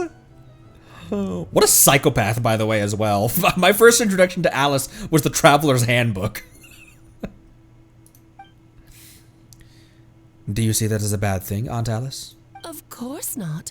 To me, you're both extraordinary individuals. I find you fascinating. Who was this? Did we talk about this? Who was the crazy that got with Alice to birth Klee? Like, how do you... They say don't in crazy. Anyway. In any case, now I see why you asked Venti for help. The raw materials you seek are extremely valuable. The misuse of even the tiniest amount could cause unimaginable chaos. Klee's not a non-human, is she? Because I can actually kind of see... Let's keep going. That said, we're happy to give you what you need. But there is one condition. You need to prove you can wield them.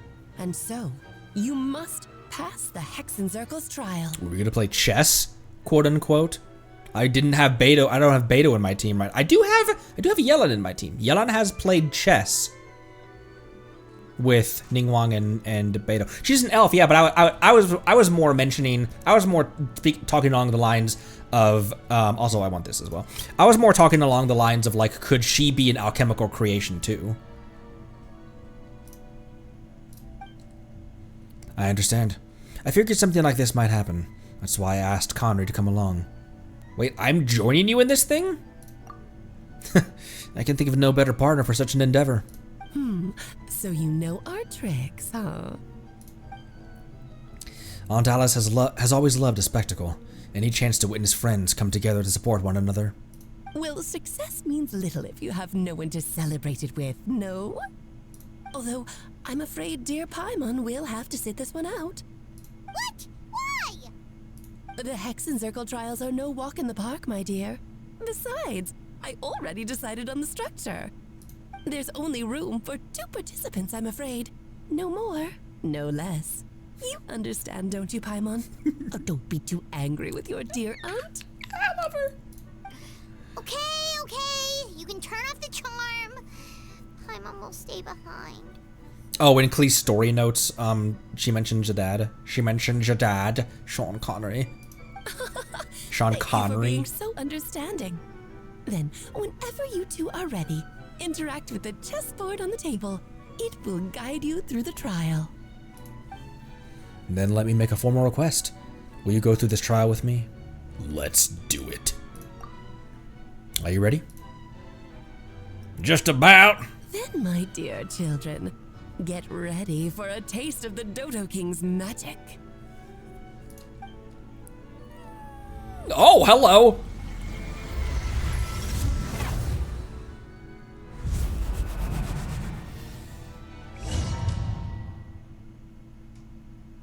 Oh.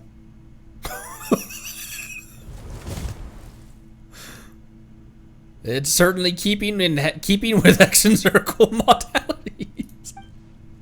Oh my gosh, she's still cute. We've been shrunken down to chess piece size. Whoa, you're so tiny now. Take extra care of yourselves, okay? What is it? Nothing, it's just Paimon's voice is even louder than usual now I'm this size. She's always so energetic and lively. Nothing can dampen her spirits. Don't worry, you'll be back with her in no time. You sound pretty confident, Albedo. Aunt Alice, I didn't realize you'd be personally conducting the trial. Well, since your mother has to recuse herself, who better than I to put your abilities to the test? I have prepared quite a riveting new performance just for you two. See? Defeat them in battle. Prove to me that you have what it takes to achieve your goal. How long before they actually release this, like these chess pieces as an actual set, as like actual merch you can buy? That'd be legit. These are really pretty chess pieces. Any chess fans? I love chess. Swashbuckle your way to victory like gallant fairy tale heroes.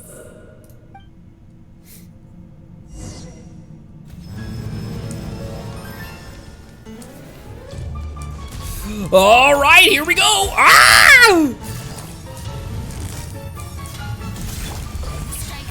I need heals for this. Feel this ancient power. I thought that was Albedo's burst line happened at the same time as I did Shen has burst. Ow! Burst forth. What am I attacking? Am I attacking this thing? The show begins. Manifest. Or am I attacking these things? Feel this ancient power. King's piece to direct. Ah! Oh! Oh! Burst forth.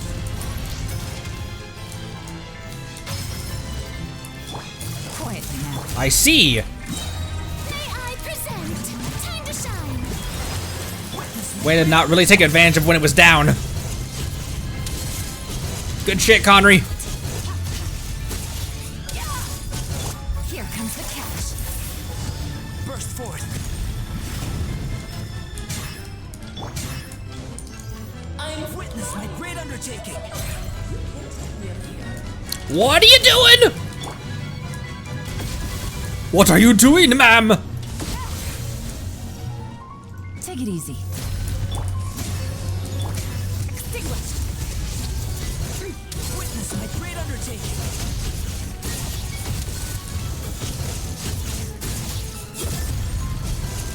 Gotcha. Yo! Manifest. Cry There we go.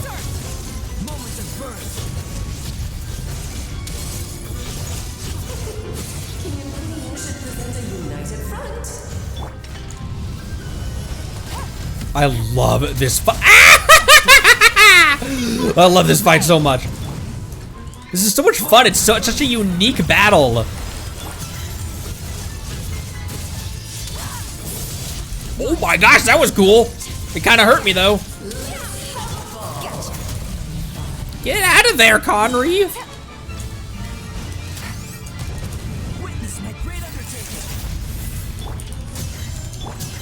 What achievement did I get?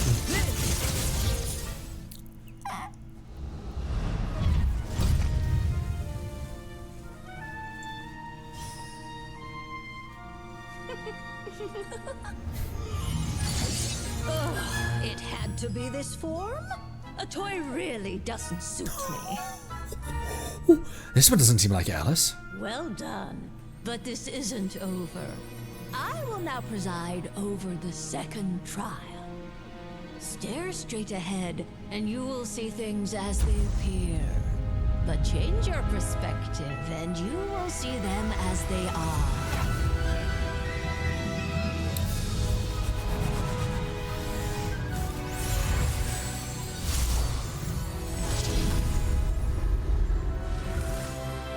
You okay?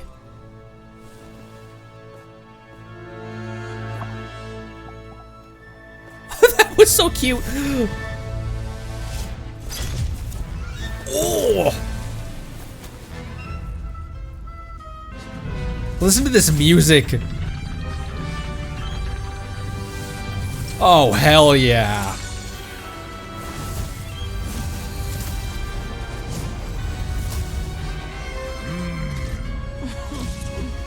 The trial awaits.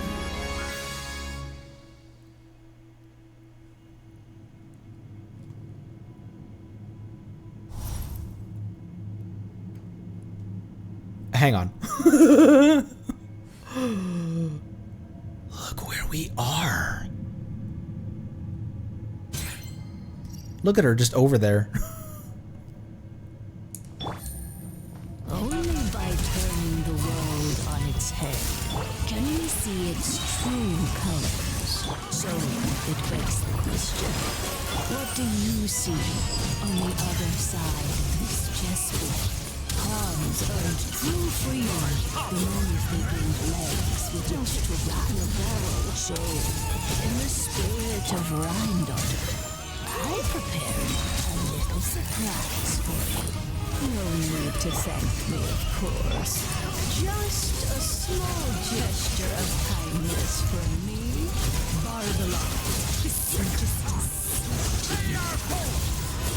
Continually trigger frozen to. Oh, I don't have enough. So I think, okay, there we go. Where were we? Time to shine. Oh, this is all getting rather dreary. Allow me, my darling. These moments of birth. Ow! A little too toasty. What great voices. Oh, that's not quite off. Cool down yet. Feel this ancient power.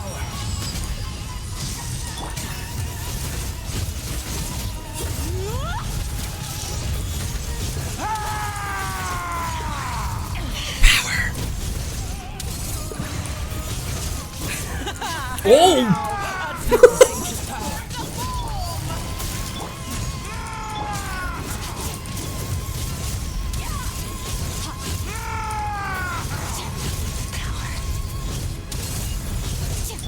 Oh no!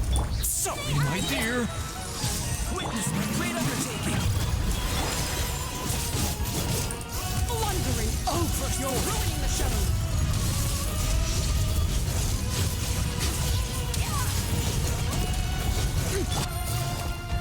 Yeah! The final act is upon us! Feel this ancient power. Take your truth book. This is so good. I love the The spectacle of the spectacle, the enemies, the battlefield, the music. Yes, very well done.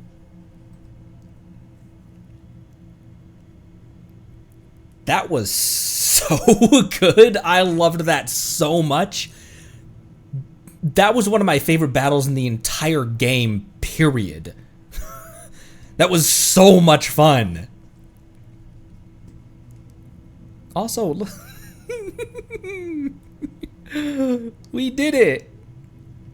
Look at her tail fading into the, like, you think Mona got an inspiration from her own garb? Oh, they've grown up so fast. I'm so proud. Really? Well then, I'll leave you to debrief the others about today's events. Huh? You're leaving already? You did marvelously today. I'm thrilled for both of you. And should you feel the need to gloat profusely to that student of mine so she knows to up her game, be my guest. Imagine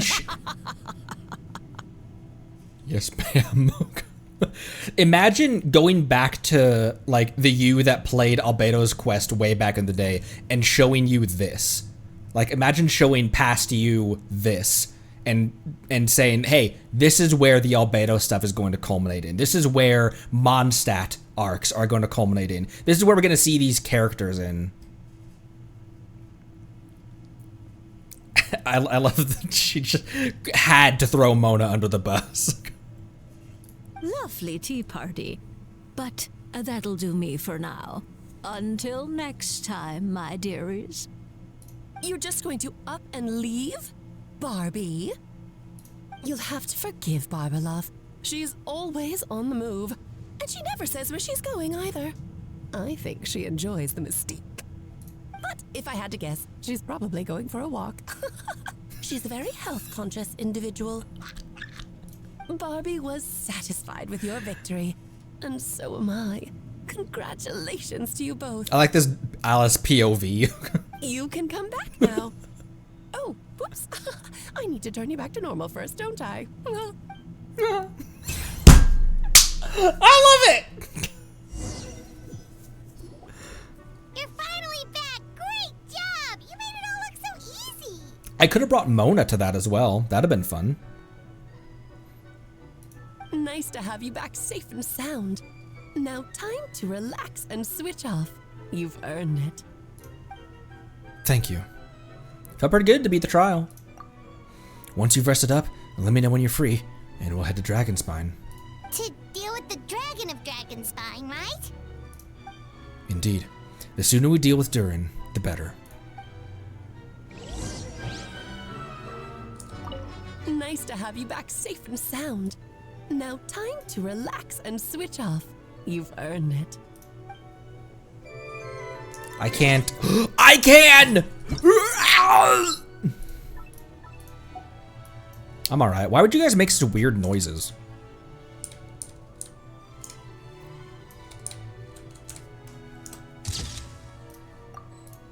Wait, I want to time it when she's at the bottom of her squish. There we go.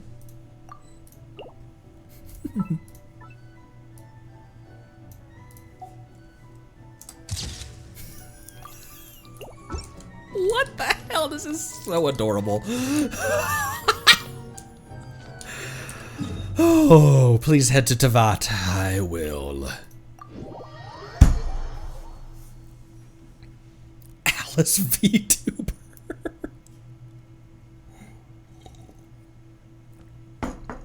I'm sure it would not be difficult to make that into a VTuber model. I bet I could make a Conry Dodoko model.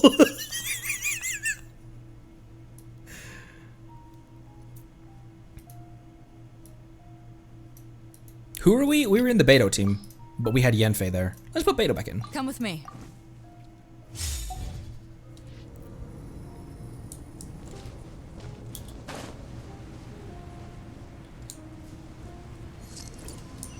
Wow, that music just reminded me of, Breath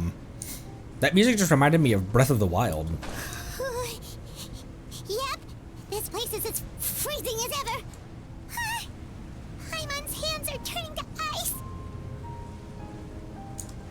Want to climb in my hood? That'd be adorable. You sure? Is it warm in there? Should take the edge off and might even improve your mood. Who can't, who doesn't show their breath? Obviously, the Shogun puppet and Wanderer. Who else? Probably Albedo, right?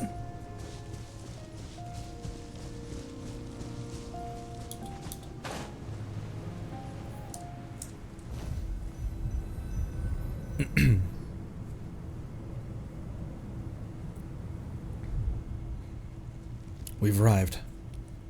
Sorry, Paimon. I have to get to work now. Albedo breathes normally. I guess he is a synthetic human, but still, he's a synthetic human. Just a small little aside. Do you guys remember during Arlecchino's animation, the 7-minute story animation of her? At the very end, we see Skara, and he isn't wearing the full cloak, the full the full parka, because obviously he doesn't feel cold. I thought that was cool. Being able to see him, and Capitano was there as well in the back, and Senora. Still beating away after all this time.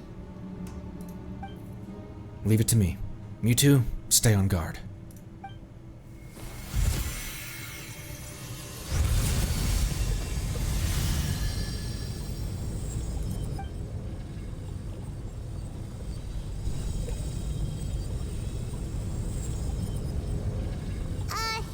May Paimon ask a question? You may. Who is Durin to you? Do you think of him as one of your kind?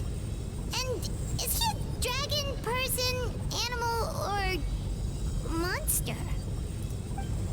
From an alchemical perspective, we're both artificial creations. But biologically speaking, we have no relation whatsoever. So to say we are kin would be categorically incorrect. Sounds like you prefer humans to dragons then. It's not so much a matter of preference. Rather, as things stand, I would say I belong to the class of human. Albeit a unique category thereof, but then again, most forms of life in this world possess some unique traits.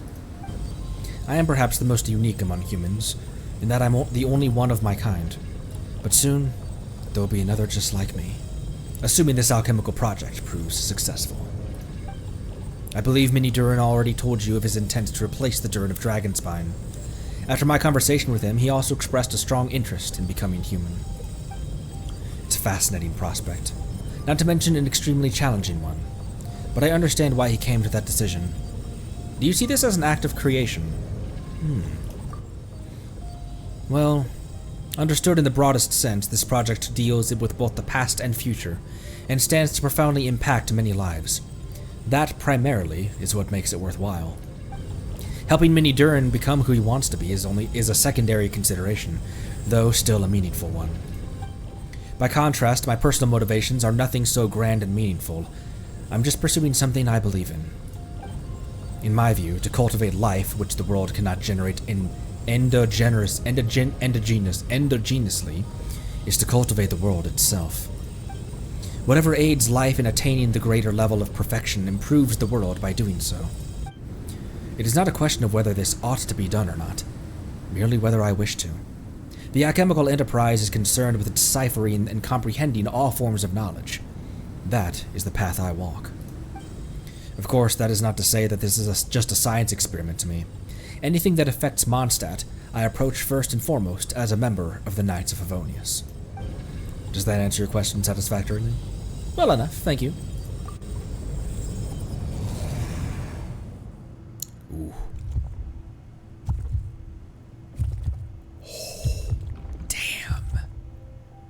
Damn, that's cool. Holding the that goes hard. Finished. Looks like a golden energy has encased the dragon's heart. What a good sound effect as well. The squish with the deep thump. I encourage you to listen to that sound effect with good headphones on if you can. Oh. The whole heart would be too big. I don't need that much. Instead, I've just removed the core. The rest will soon lose its vitality completely. This time, Durin's body should finally die for good. Wait, but in that case, what's gonna happen to the fake Hertha? And what about the people who fell under Durin's influence? The Knights will keep an eye on them, but as far as I'm concerned, eliminating Durin's influence on the citizenry and creating a new Durin through alchemy are one and the same thing. Armed with this heart, I'll be able to complete the alchemical array and deal with all these issues in one go.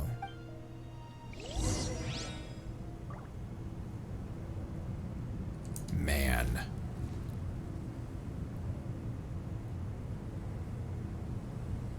Silent at last.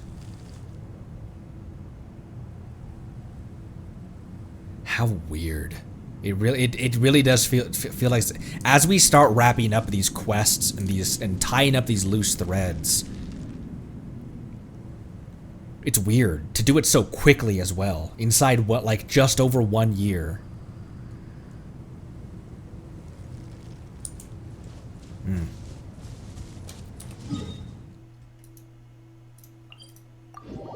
I can interact with it. Can I go back and still interact with it?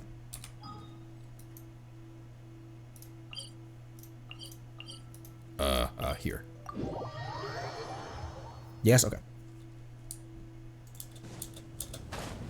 What kind of injurious weather is this? It's cold. Imagine if Yenfei sneezed like a dad.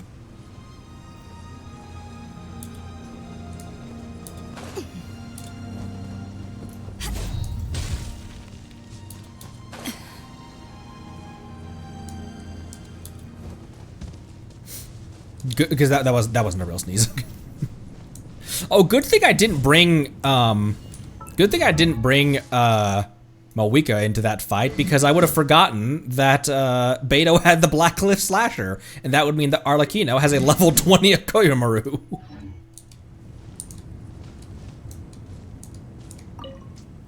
The massive rock that once looked like a heart has lost its power and descended into a solemn silence. Oh no, it won't be able to absorb any vitality like this. Let's just go back and report to Orban Conry. Oh.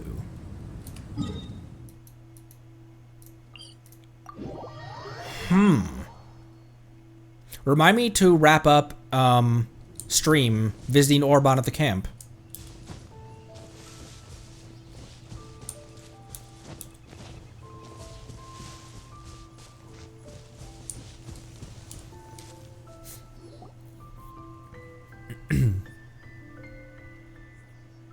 Let's call it a day here. Thank you for accompanying me. Pleasure. We sure learned a lot. Mondstadt's a lively place during the Windblume Festival. You should take a look around and pick out some nice souvenirs for yourselves. Oh yeah, the festival! Wonder who the Windblume star is gonna be this time. Well, we've been too busy dealing with this situation the entire time. Who else would be free to work during the Windblume Festival? I'm sure we'll find out on the day of.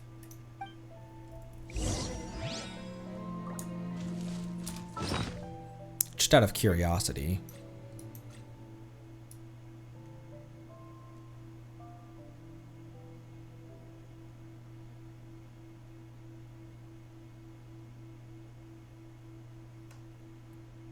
There's no way. Hold on.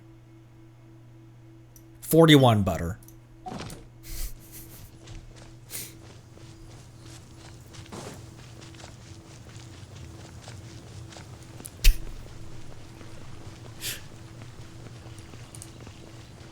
That was fast. Wait until 2 days later.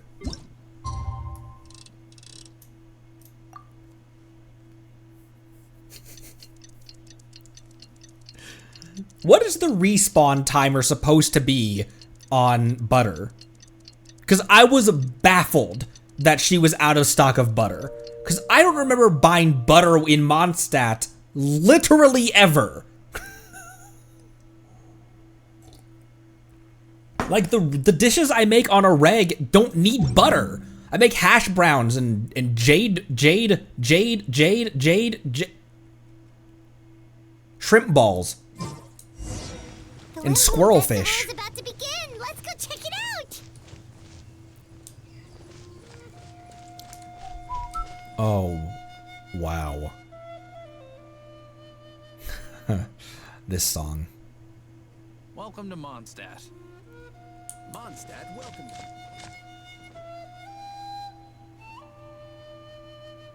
Things were so simple back a year ago, you know? All it was a dragon attacking a city, dealing with some hilly trolls, and completing some commissions. Welcome to Mondstadt.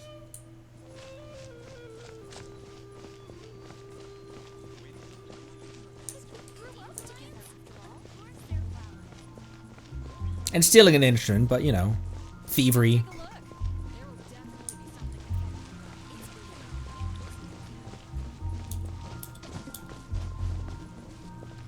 I think this game,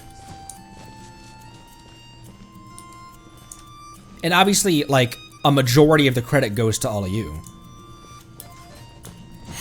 but I think this game has impacted my life in a more significant way than any other game, potentially even including like the old SNES games that I grew up with.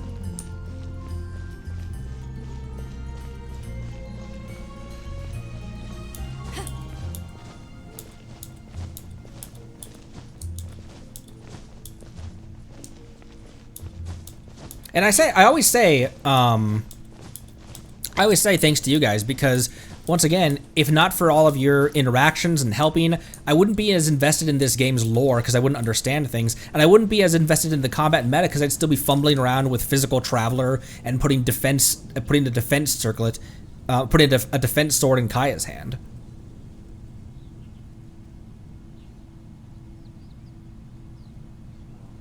So it wasn't just the fact that we built a community and, yeah, we talked about that a lot during the 1-year anniversary.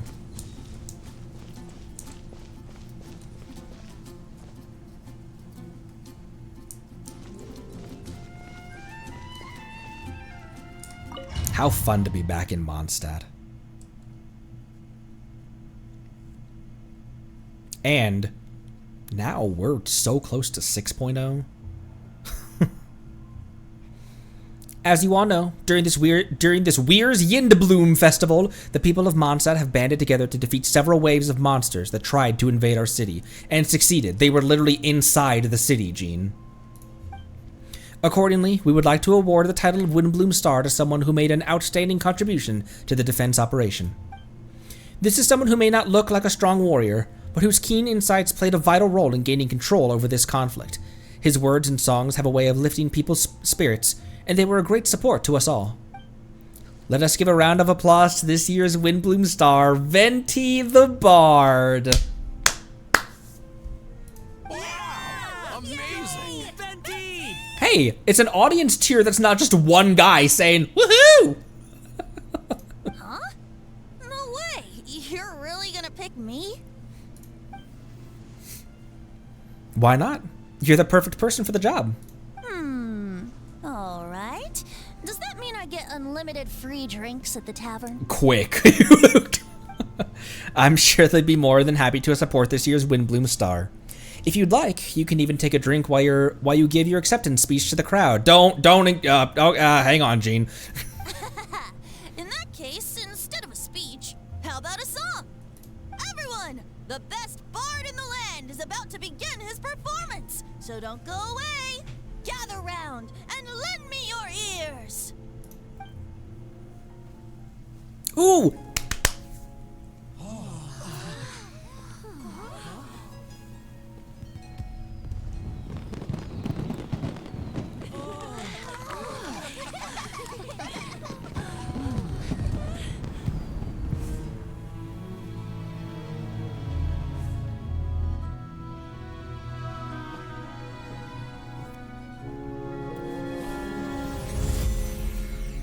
I hereby exercise the prayer of formation.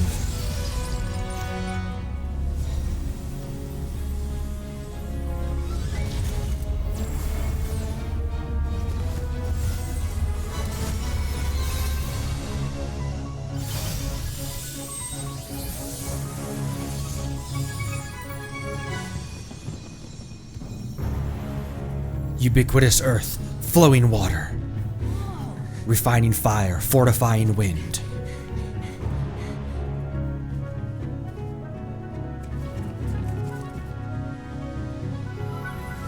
Traverse the 18th, worldly, and 20th passage.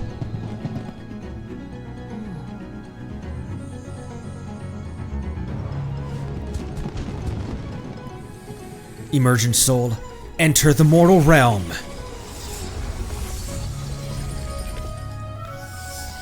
Elevate festering flesh into sacred blood and bone. O sages, witness my grand endeavor!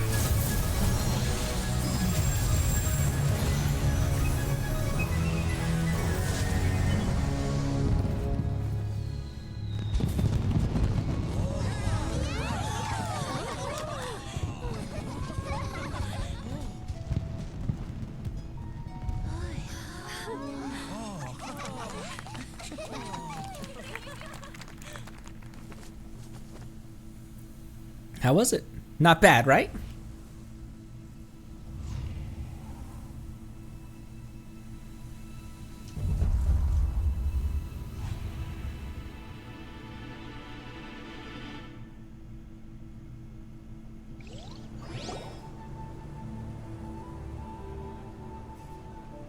Albedo, how did everything go? It looks dope, too. Very smoothly, I'd say. We achieved our goal. Really? So Mini Durin looks like a human now? He's got dope-ass wings. Correct. However, his newly formed body is still stabilizing. We should give him some time. Incredible work, Albedo. I graciously accept the compliment. Really is rather remarkable what we've accomplished. So, how do you feel right now? Quite good. I did what I set out to do, and achieved a personal goal. I think even she would have made a rare facial expression had she seen it. She? Who the hell do you think, Paimon? My master and mother, Gold, Rhine-daughter.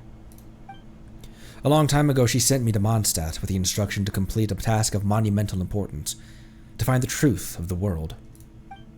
I had a theory about what she meant, and in time I was able to corroborate it. Sure enough, finding the truth of the world basically stood for getting a life. That might be easy for most people, but for someone like me, it meant doing a lot of learning about a lot of things. I had to figure out about myself and the world around me, get to know me and get to know other people. Life is a space that exists between me and the world. To become truly human, I had to inhabit that space. So for an artificial human, finding a life is, in some sense, equivalent to finding the truth of the world. So that's what she meant, huh? Well, no wonder those monsters wanted to infiltrate the city and replace you. They wanted your life for themselves. Being alive is just existing, and having a life is what makes you truly human. I think that's the message she wanted to get across to me. The Neko Bomb, thank you for the follow. Welcome. Welcome aboard. Welcome, welcome, and thank you for the follow. Still, I found this whole series of events has given me new inspiration. Becoming human is only the beginning. What follows is the choices a human has to make in his life, as well as the kinds of family bonds they will form. Most people would probably see the events of the last few days as something out of a nightmare, but for me, it's just a part of my family life. I fear that the carefree existence my brother has enjoyed this far will now come to an end. Unlike me, he will have to step into the world and face the same constraints as everyone else. You've got an unusual family, that's for sure. We're one to talk, Paimon. Well, I suppose we get it from our mother. She's highly unusual. There are all kinds of families in this world. Some base their life around the family store, others around the farm. In my family, I suppose, we tend to the flower beds. And now, I'm a gardener too. Wow. What a great way to... What a great way to analogize that rose analogy. What a great way to full circle that rose analogy that he made in the past event. Oh man, that was I got chills. That was good. I like that a lot. I suppose as for us, we tend to the flower beds, and now I'm a gardener too. That's good. As long as you feel like you've gained something from the experience. Master never showed her face, but if the Hexen Circle knows what I've done, that means she knows as well, and gave her approval. Since devouring Niberius, it would seem she has finally found a modicum of peace. And if so, then I am truly happy for her. She didn't always have a penchant for madness, you know. Devouring Niberius? What's Niberius? Something nefarious.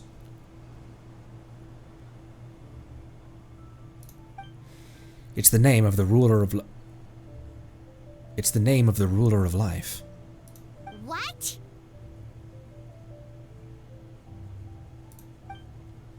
Aunt Alice told me about it not long ago, but it came as no surprise. I knew Master would do it sooner or later.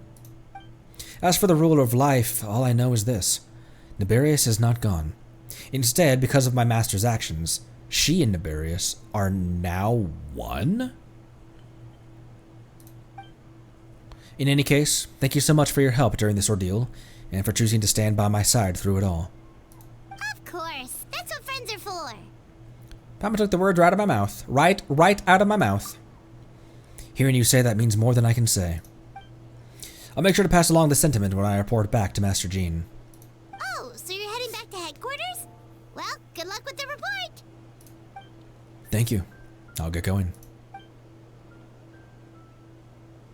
How many shades have been name dropped at this point? This festival turned out to be a special one. It feels like we really made a difference. Have we... We don't have all of the shades name dropped, do we? 3. Okay. Wow, what a casual way to slide that across the table at the end. Oh, it was like my mom ate one of the shades. Anyways. Out of 4. Whew. And Easteroth, the first time Easteroth was name dropped was with Miko at the tree, right? Oh, I almost forgot. If the Windblume star has already been chosen, what is this year's Windblume gonna be? Wanna take a guess? Venti! You're back! Well, I couldn't keep my 2 dear friends in the dark about this year's Windblume, now could I? What do you think of the Cecilia? Quite fitting. The true feelings of the prodigal son. A sentiment as sweet and warm as a gentle spring breeze. Perfect for the season. Traveler, give me your hand. Huh? The mages are very pleased that you and Albedo managed to pass their trial. Albedo received the materials he sought, so you deserve something in return as well. The Hexen Circle wants you to have this. It contains something entirely one of a kind, a secret of sorts. When the time is right, it will reveal itself to you. So no need to open it right away. Wow, a gift and a mystery all in one! The mages sure love their secrets, huh? According to the sender, you are probably the only person who could make use of something like this. So I suppose it belongs with you. Alright, thank you. Well, all I did was deliver it. Although, I did go to great lengths during this whole ordeal. I suppose a reward for my efforts wouldn't be out of the question. You've helped a lot, Venti. How about we treat you to a drink? Really? I'll hold you to that, you know. No going back on your word. He's so excited. Of course, Dad! Let's go to the tavern right now! Music to my ears. Oh, I'm so happy I could fly. Oh, it's like this festival was made for me or something. Alright,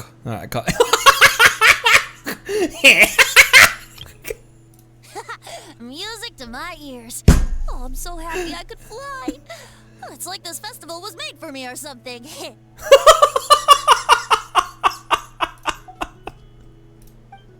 When no love remains for the songs to tell, the world becomes naught but an empty shell. Cruel is said fate, cruel it may be, were it not for a hero who could set us all free. Through shadows so cold, he saw wisdom untold, chasing a fragrance the wind only knows. Thus wistfulness waned and faded into night as he stepped from the darkness and into the light.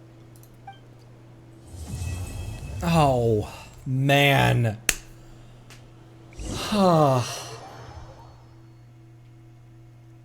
Lovely. Man, that's one of my favorite quests ever.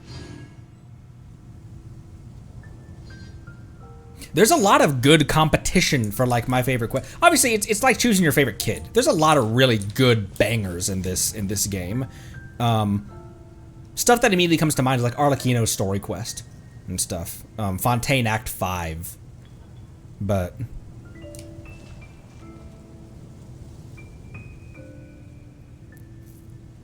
I would have liked to wander around when the decorations were still up, but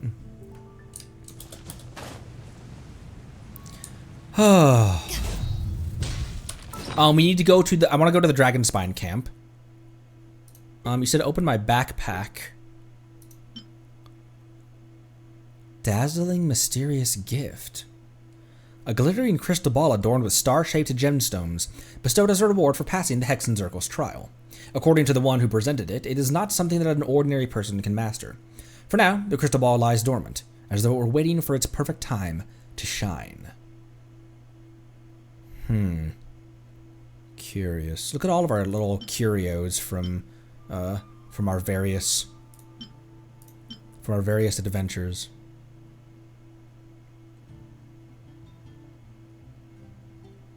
Man, returning to Mondstadt has been so crazy.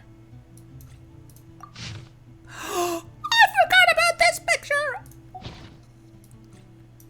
And speaking of surfboards, Mualani is coming to the store after. So we gotta do some polls today. But first, put your butt first. The camp.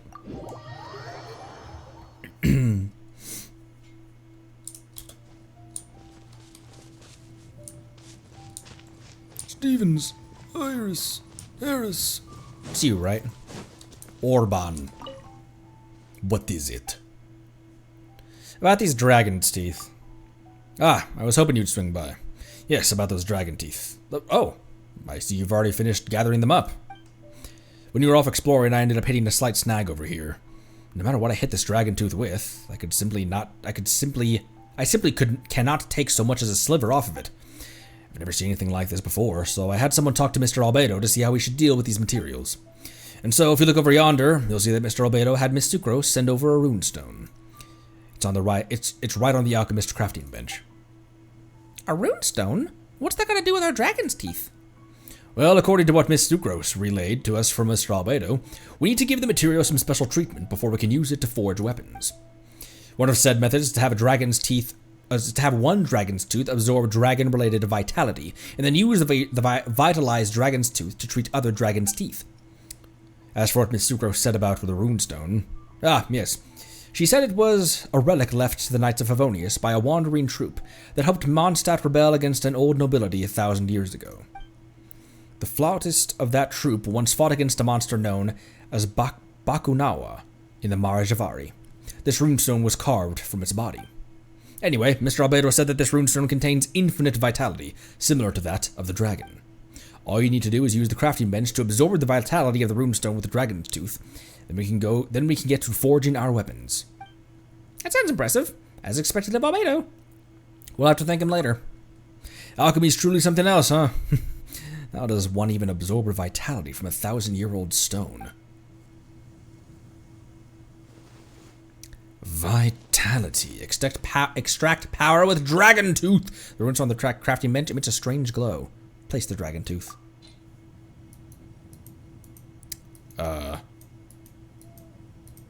Thought I had.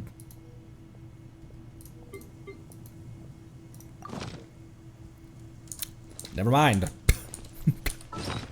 Thought I had. Also, what is the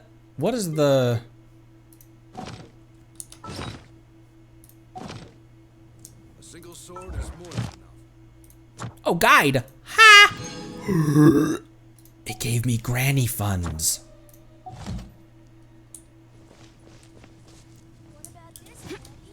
What about this? I'm sorry. I have none. Retirement funds. All right. Let me purchase. Boop, boop, boop. Also, the dust shop resets. In 1 day, 11 hours as well. And we will be able to buy some more wishes that way. Who do you think for a summoning party? Definitely Traveler. Traveler by himself? Just what will we come across this time? Traveler by himself or Traveler and Oreo and Moeka? Where the hell is my Oreo? What's the occasion? Archon reporting for battle.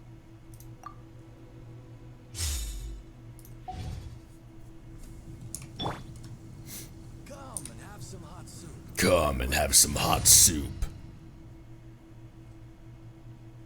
I was tempted to do Traveler by himself. Because I was thinking of doing Traveler by himself. Up at her little hideaway. Because we could go to her house, or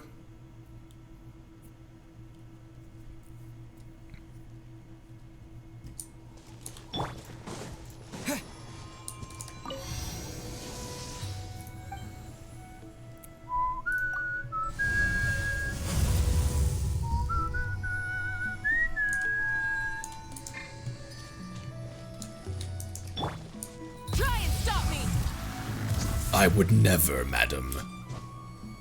Forgot how Moeka doesn't really do the whole climbing with her cycle for a long time.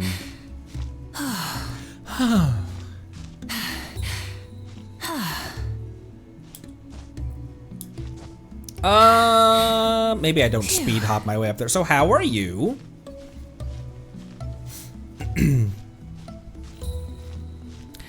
I think I'm going to do solo Traveler up at the up at her base. Oh, I could let go in transmission. Time to go. Thank you. Forgot. I'm gonna hop up here, and I'm gonna do solo Traveler.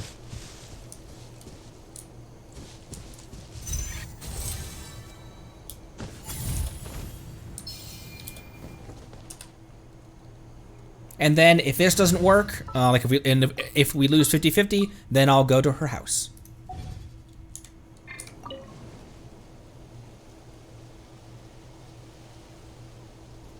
Excuse me. I knew when we came up here for the quest, and she floated back down to her house over there, and we forehead touched with her.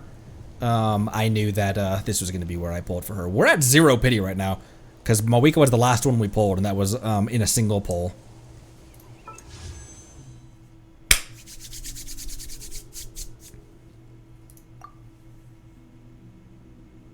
Zero.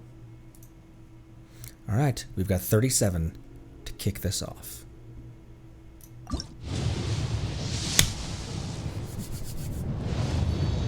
Also can potentially get some cons from some of my 4-stars here as well. This is a good banner for beginning for beginning people. Just the 4-stars are pretty good for beginners.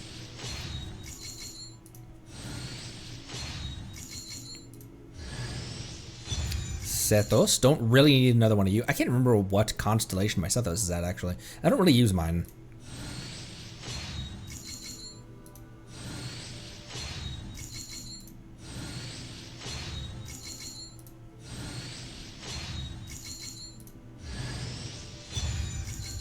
Okay, who's that on? Oh, that's on Mona actually, because she doesn't have enough ER to grab a Dragon Slayer or something like that. She only has 250 ER only with the Codex. She doesn't have enough ER in her artifacts to have a better catalyst. Alright, alright, alright. And I can buy another one in the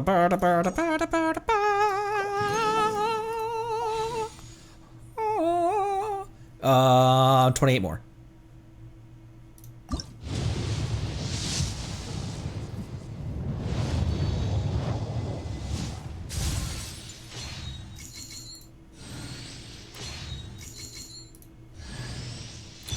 Visual constellation, hell yeah.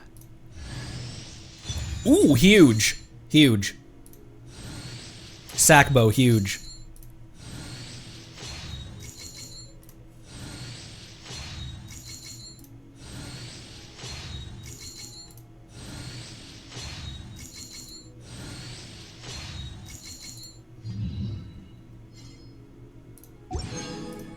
Thrilling tales of dragon frickers indeed.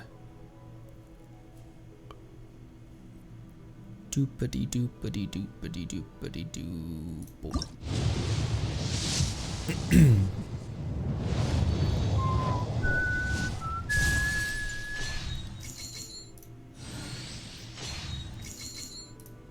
We have so many wishes to start this banner out with. Another Shathosh.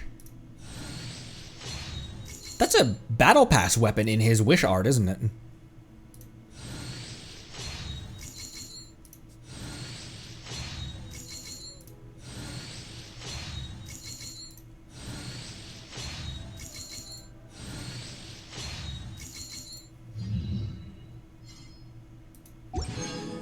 Boom. And 8 singles.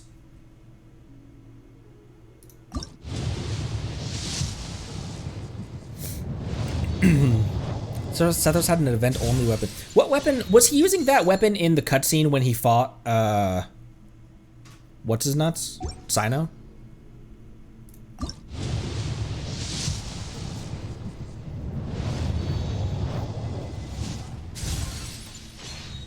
Oh, he used a spear.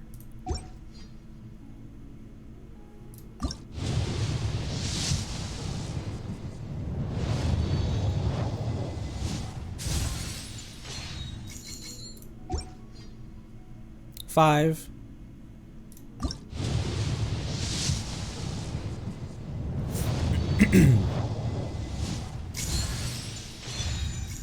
Another fish subject. Oop, oop, oop.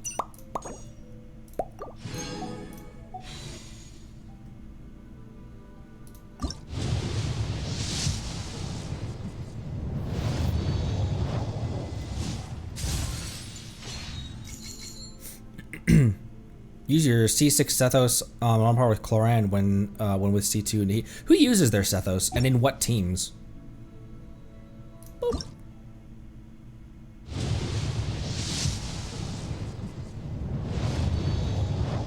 Well, that scared the balls out of me. I thought that the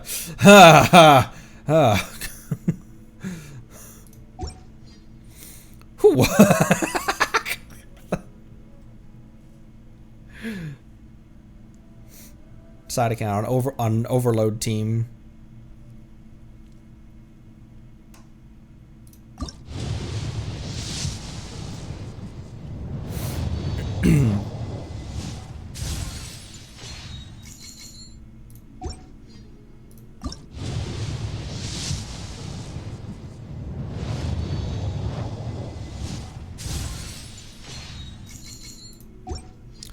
Last one for the day.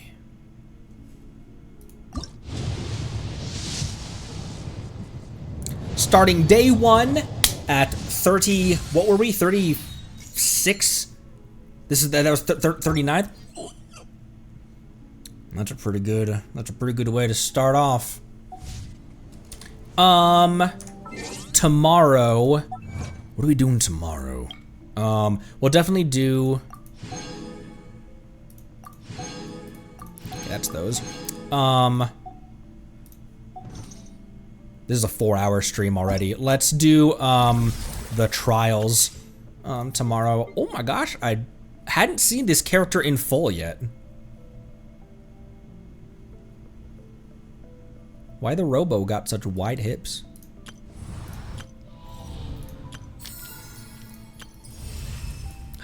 Paralogism completed.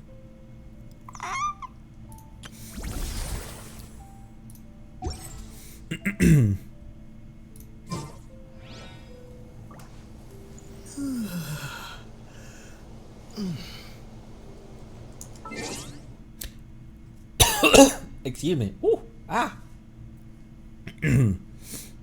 Yeah, have a new weekly boss. Who needs those materials as well? Not you. Who do I have that needs those materials? Is it Skork? It's Skork! Skork and Aoife. Ooh. C5 fish.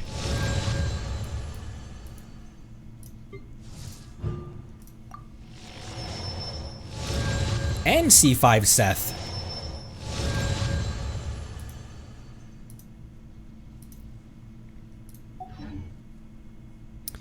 Okay,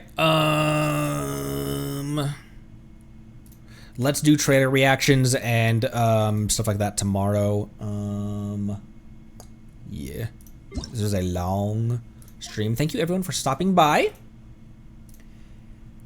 And thank you for all of your recommendations about kind of the correct methodology for the correct methodology to experience paralogism to the best of its as well as it can be experienced, because hopping into those old events was crucial, and it really bums me out that a lot of people won't have that experience. Because I'm lucky enough. That's what, again, why I say thanks to all of you. Thank you all of you for making this such an amazing experience. I wouldn't know to go back and watch previous events. I'd see Mini Durin in the quest and be like, who the hell is this guy? So, thanks everyone. We'll be back tomorrow, probably at the normal time, or when we do streams that are early morning for me, we can grab a section of our community that doesn't often get to hop into streams. So maybe we do a much earlier stream tomorrow that can hit the is it the Asia audience is I'm sure that we have some people that have not been able to attend a stream in a long time, and maybe tomorrow we do maybe today time. I'm thinking maybe like 3 hours prior to today's time. So maybe. Anyways, see you tomorrow. I will update you and confirm on the Discord. Join the Discord. Join the Discord. What am I trying to say? What am I ending this stream off with? Thank you all. Be good to each other. Drink water. Love you lots. Thank you so much. Bye-bye.